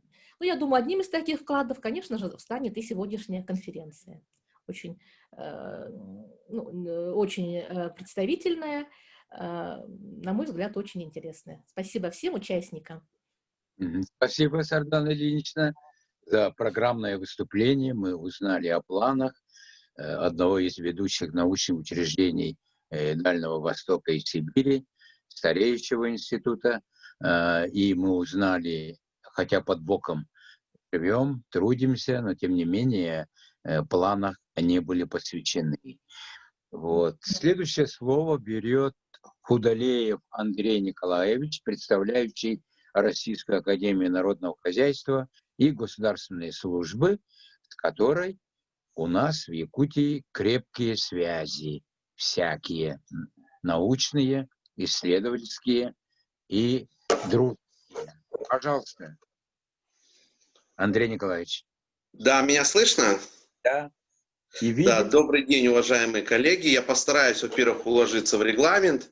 Во-вторых, я, наверное, буду говорить не только о тех успехах, которые достигнуты в рамках подготовки к празднованию 70-летия Победы, но и о тех проблемах, которые были связаны с изменением того окружающего мира, которые произошли в связи с коронавирусной инфекцией. Ну, начать хотел бы с того, что даже наша конференция уже проходит в новой реальности, и мы говорим о том, что ситуация изменения информационной среды, она так или иначе начала влиять на все стороны жизни, в том числе и на празднование юбилея Победы. И здесь я хочу отметить одну такую положительную составляющую, то, что наша страна, как бы это для многих стран не звучало, занимает одну из лидирующих позиций в мире по проникновению интернета. У нас по заявлению министра связи, у нас в этом году почти более 100 миллионов человек имеют доступ к интернету и им регулярно пользуются. То есть практически большинство взрослого населения страны имеет доступ к тем технологиям, которыми вот сейчас мы в данном случае пользуемся.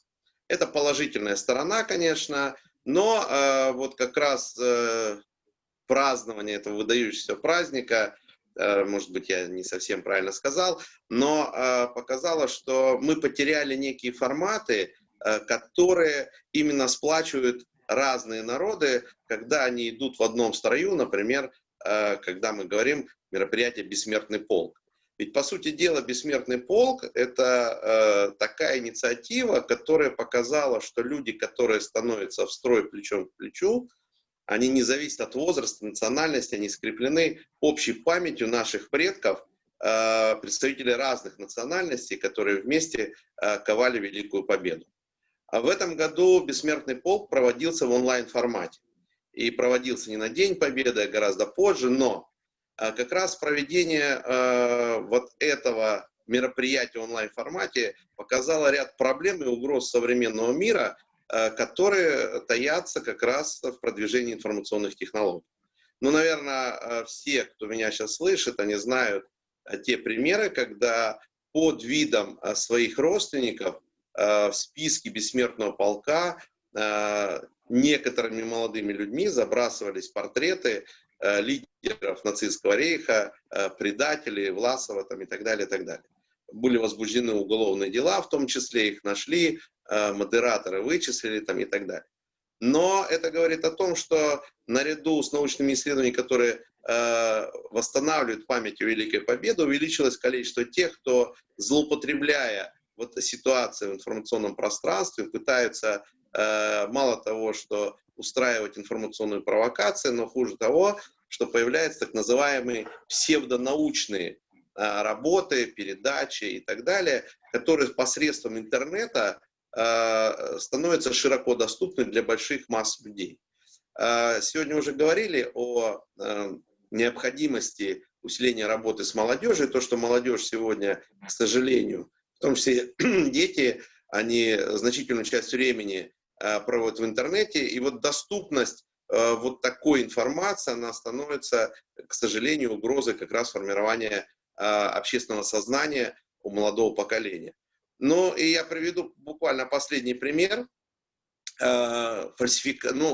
Назовем это так, фальсификации истории Великой Отечественной войны, когда в этом году одна польская фирма, которая занимается производством коллекционных фигурок, техники там и так далее, посвященной войне, выпустила серию таких фигурок, как они называют советских солдат в Европе, которые представлены в образе мародеров. Но путем широкого распространения информации, вот мы с коллегами, молодыми коллегами из Ханты-Мансийска провели дознание, оказалось, что эти фигурки можно купить в том числе и в России, а раз их можно купить, наверняка кто-то покупает, и есть представители этой компании в России, которые, собственно, этим и занимались. И вот здесь у нас в связи с этим в вопросе сохранения исторической памяти и недопущения фальсификации истории перед всеми появились новые вызовы. Мы оказались не готовы противодействовать от подобным провокациям, которые сегодня формируются в новом информационном мире. Мы можем повозмущаться, но оформить, например, коллективное заявление в Генпрокуратуру с блокировкой, с просьбой блокировка этих сайтов, мы не знаем, как это делать, и, наверное, с этим придется работать. Еще одна сторона изменения общественного сознания, которое пытается как информационную провокацию проводить в данном случае, в первую очередь, в информационном пространстве. Это такое явление, которое начало проявляться несколько лет назад, но особенно с переходом на другие технологии, массовый переход на другие технологии, вызывает определенные опасения. Это так называемая попытка приватизировать победу и растащить ее по национальным квартирам. И ряд организаций, не только, в первую очередь, не российских, и находящихся в бывших союзных республиках Советского Союза, пытается по-другому пересмотреть вопрос победы. Ну, например, на Украине эта акция прошлогодняя была так называемое примирение, когда бывшие бандеровцы, ветераны войны, представлялись в визуальных образах, как те, кто жмут друг другу руки, и таким образом формируется как бы акция примирения. На самом деле это не так безобидно, потому что в данном случае получается, что те, кто воевал против и партизаны советской власти, и против советской армии, и руки которых залиты кровью по локоть, на самом деле приравниваются к ветеранам Великой Отечественной войны, что в конечном итоге на Украине и произошло.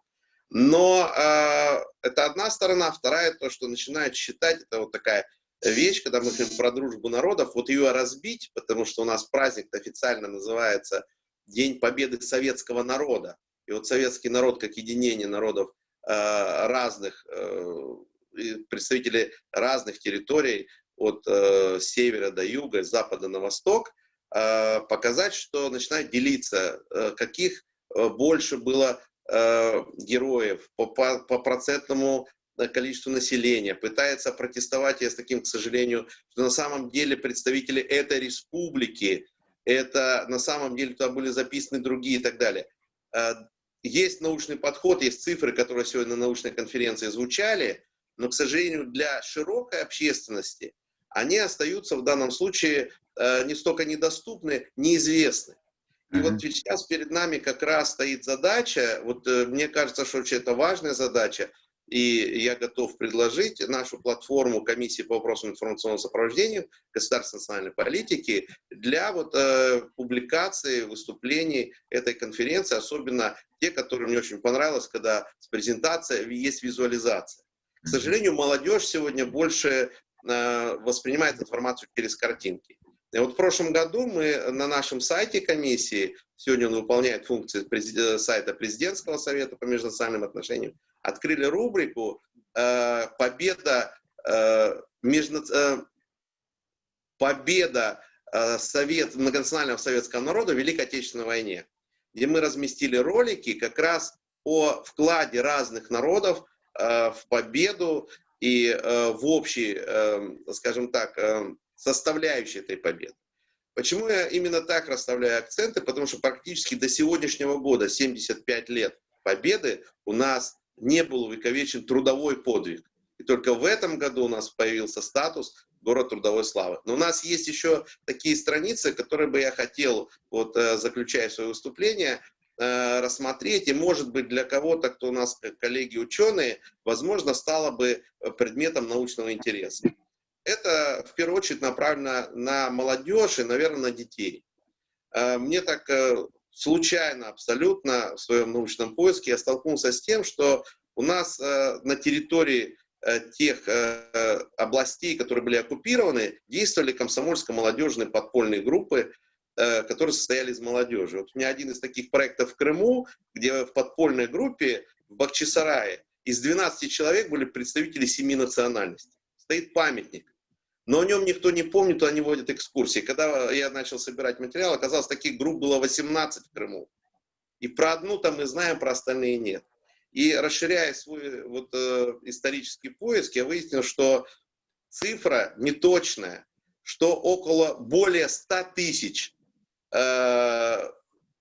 несовершеннолетних были награждены орденами и медалями. У нас сегодня до сих пор нет, я уж не говорю там книги, какого-то ресурса, где была собрана вот эта память о той молодежи, которая, еще не достигнув совершеннолетия, уже совершала подвиги и в тылу, и на трудовом фронте, потому что в 12 лет уже дети работали на предприятиях по 8-12 часов. И мне кажется, вот эта сторона и распространение информации об этом смогло бы оказать такое влияние на воспитание подрастающего поколения, когда они бы увидели своих сверстников в том качестве, когда они совершали и военный, и трудовой подвиг, приближая победу над врагом. Спасибо. Спасибо большое, Андрей Николаевич. Вы в конце выступили и замечательные идеи высказали. Я надеюсь, что Татьяна Васильевна на карандаш взяла, и тема следующей такой конференции в режиме онлайн проведем как раз о проблемах идеологического сопровождения патриотического воспитания. Действительно, мы не дорабатываем. Я работаю с молодежью очень долго, и без вины виноватые, большинство из них, без вины виноватые. Мы виноваты в том, что они просветили. Мы виноваты в том, что они не знают многого. Поэтому здесь есть где развернуться по современным технологиям, включением молодежи. Спасибо. Спасибо. Заключительное в пленарном заседании выступление даю представителю хозяев, организаторов этого замечательного мероприятия Куприянову Дмитрию Михайловичу. Пожалуйста, Дмитрий Михайлович. Добрый день. Хотелось бы немного уточниться, не являясь конкретно представителем именно вот хозяев, как вы выразились. Я подал заявку, собственно, как и все, как один из представителей молодых ученых-исследователей. И для меня достаточно волнительно выступать наравне с такими именитыми исследователями и представлять именно молодых исследователей в области исторической науки наравне с такими людьми. Ну, непосредственно по теме постараюсь пройти достаточно кратко. Вот, тема моя называется «Проблема адаптации научного инструментария Memory Studies». Но так как они уже достаточно, ну и отчасти по этой теме уже выступили достаточно именитые исследователи и достаточно подробно все рассказали, я постараюсь рассказать непосредственно о фокусе моей исследовательской работы, над которой я работаю уже несколько лет. Для начала немного теории пройдем. Memory Studies как инструмент исторического исследования получил широкое использование в зарубежных, а последних десятилетий в отечественных исторических исследованиях. Преимуществом данного инструмента является способность рассматривать человеческую культуру и связанные с ней события и процессы как сохранившийся образ воспоминаний, который передается, актуализируется и вытесняется, также используется в той или иной сфере. Вот. И сегодня не раз прозвучали слова об информационном развитии технологий, собственно, даже вот мы сейчас используем вот современные технологии для того, чтобы проводить вот такие вот круглые столы и научно-практические конференции.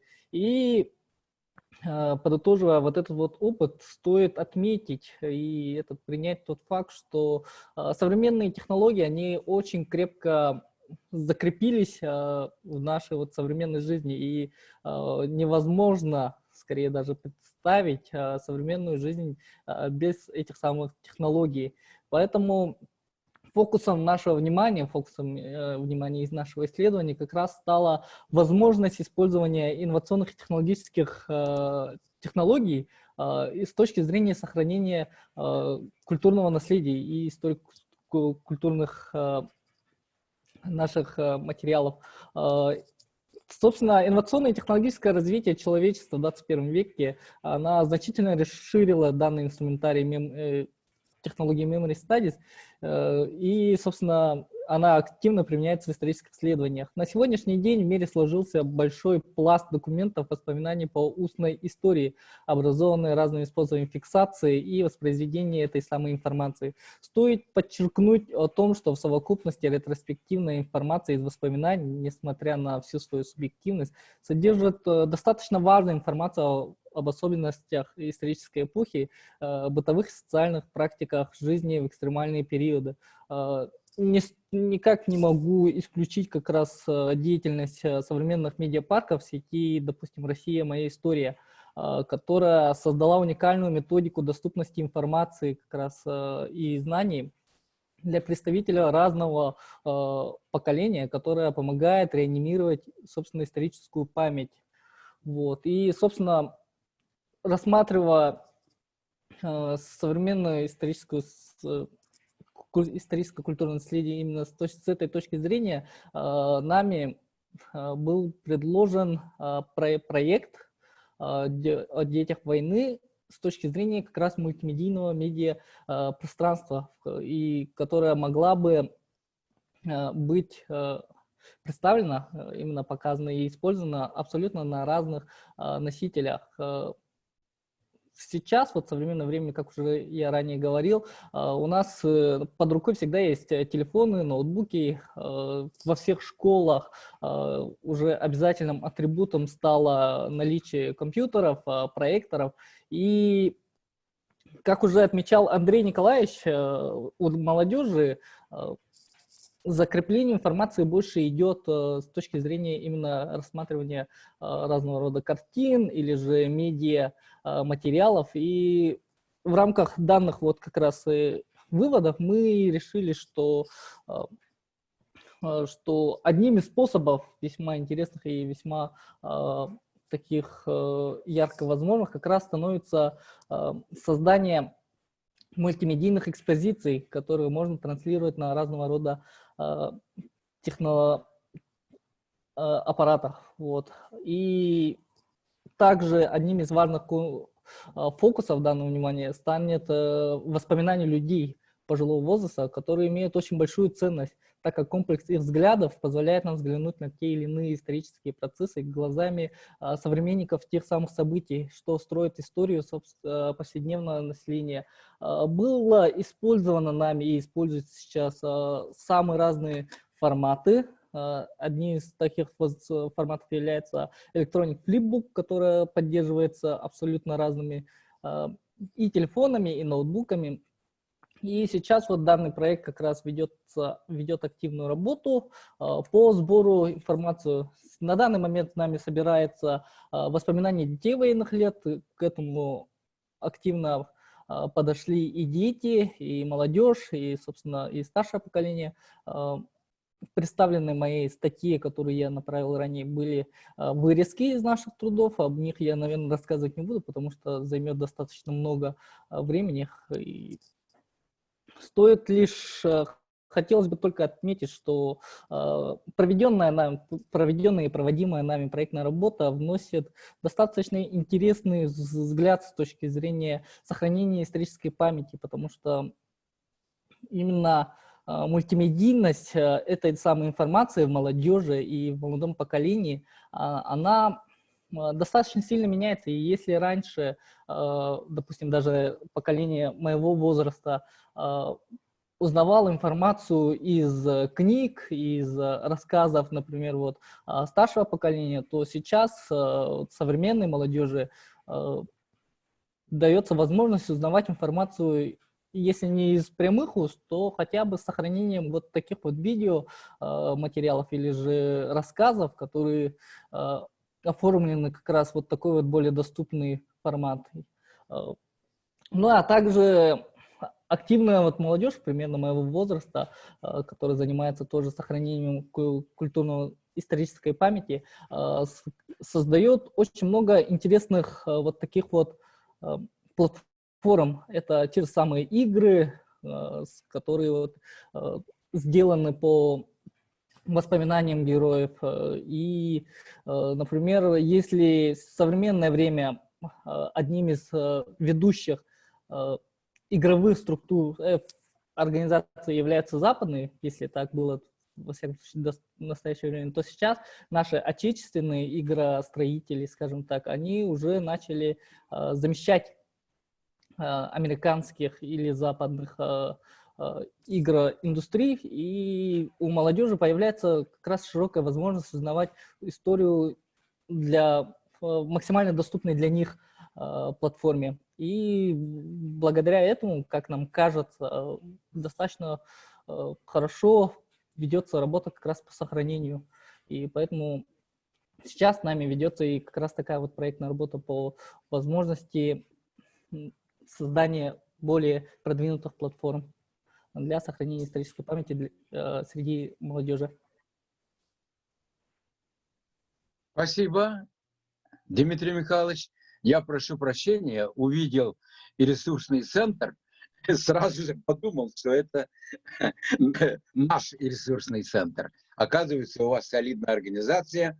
Поздравляю с хорошим выступлением и благословляю на творческий труд. У нас записавшийся по программе исчерпан, список исчерпан. И мы должны обсудить проект рекомендаций. Я надеюсь, что вы уже успели ознакомиться и, высказывая замечания свои, предложения свои, можете даже высказаться по поводу докладов, по поводу этого мероприятия в пределах полминуты. Мы и так 30 минут переборщили своего лимита времени. Вот скоро, наверное, у нас онлайн Zoom прекратит свою работу. Поэтому давайте поактивнее. Проект обширный, проект подробный, программный, перспективой, вот, разностороннее мероприятие. Поэтому я думаю, что можно принять за основу. Возражения есть? Думаю, что нет. Нет. Сардана Ильинична, есть? Нет. Единственное, что... Ну, я уже отправила, я немножко подсократила вот, резюмирующую часть. Ага. Да, и свои предложения Татьяне Васильевне я уже отправила. Хорошо. И, да, единственное, просто хочу добавить, да, вот там, где речь идет о нашем институте, там небольшое такое уточнение. Мы планируем издать сборник научных статей по материалам конференции, а лучшие статьи будут опубликованы в нашем журнале, который является ваковским. Не ринцевским, он ваковский. Отлично. Ну, я думаю, наверное, это все-таки существенная вот разница. Конечно. Спасибо, Сардана Ильинична. Я призываю последовать опыту или предложению, инициативе Сарданы Ильиничны и в письменном виде в адрес ресурсного центра представить свои дополнения, исправления, пожелания. Думаю, что это будет по-современному и эффективнее, нежели на слух воспринимать ваши замечания и предложения. Вот. Ну, остается только кратко подвести итоги. Это у нас практически первый опыт проведения такого большого мероприятия с участием большого количества участников, и причем очень авторитетных, именитых. И впервые мы проводим вот в таком формате. Нет худа без добра. И коронавирус проклятый нас подвигнул, чтобы мы овладели новыми информационными технологиями. Если бы этой напасти не было, может быть, кое-кто так и сидел бы сложа руки и не входил бы в великий ужасный интернет. Поэтому я думаю, что мы уже в какой-то степени привыкаем. Так? Поэтому дальнейшие мероприятия и дальше будут продолжаться. Наверное, ждать лучших времен не пристало. Как говорится, пандемия не сдается и набирает обороты. Так что и до конца года, и первую половину, во всяком случае, Нового года мы будем работать в вот таком онлайн-режиме, удаленно, как говорится. Так? Поэтому все мероприятия необходимо планировать, учитывая опыт сегодняшнего мероприятия. Мы здесь познакомились с замечательными докладами. Надо воздать должное организаторам этого мероприятия, которые со вкусом скомпоновали поступившие доклады и вывели на пленарную часть и логично, и исторично, и все. Во всех отношениях очень хорошо подобранные доклады. Отрадно, что ни одного докладчика не было, который бы отказался, как бы ушел с поля, с ристалища. Все выступили очень хорошо. Как модератор я благодарен тому, что высокая культура, и мы не переборщили регламент. Это действительно достояние культуры, это уважение своих собеседников, участников, и в тех пределах регламента сумели высказаться. И достаточно емко, никого увещевать по поводу соблюдения регламента не пришлось. Я думаю, что мы взаимно обогатились, узнали, чем занимается в разных концах нашей необъятной Родины, и особенно вот в такой периферии, как наш Якутск, и чем занимается у нас Ассамблея народов России и Центр духовного развития имени Кулаковского, всего авторитетным ресурсным центром.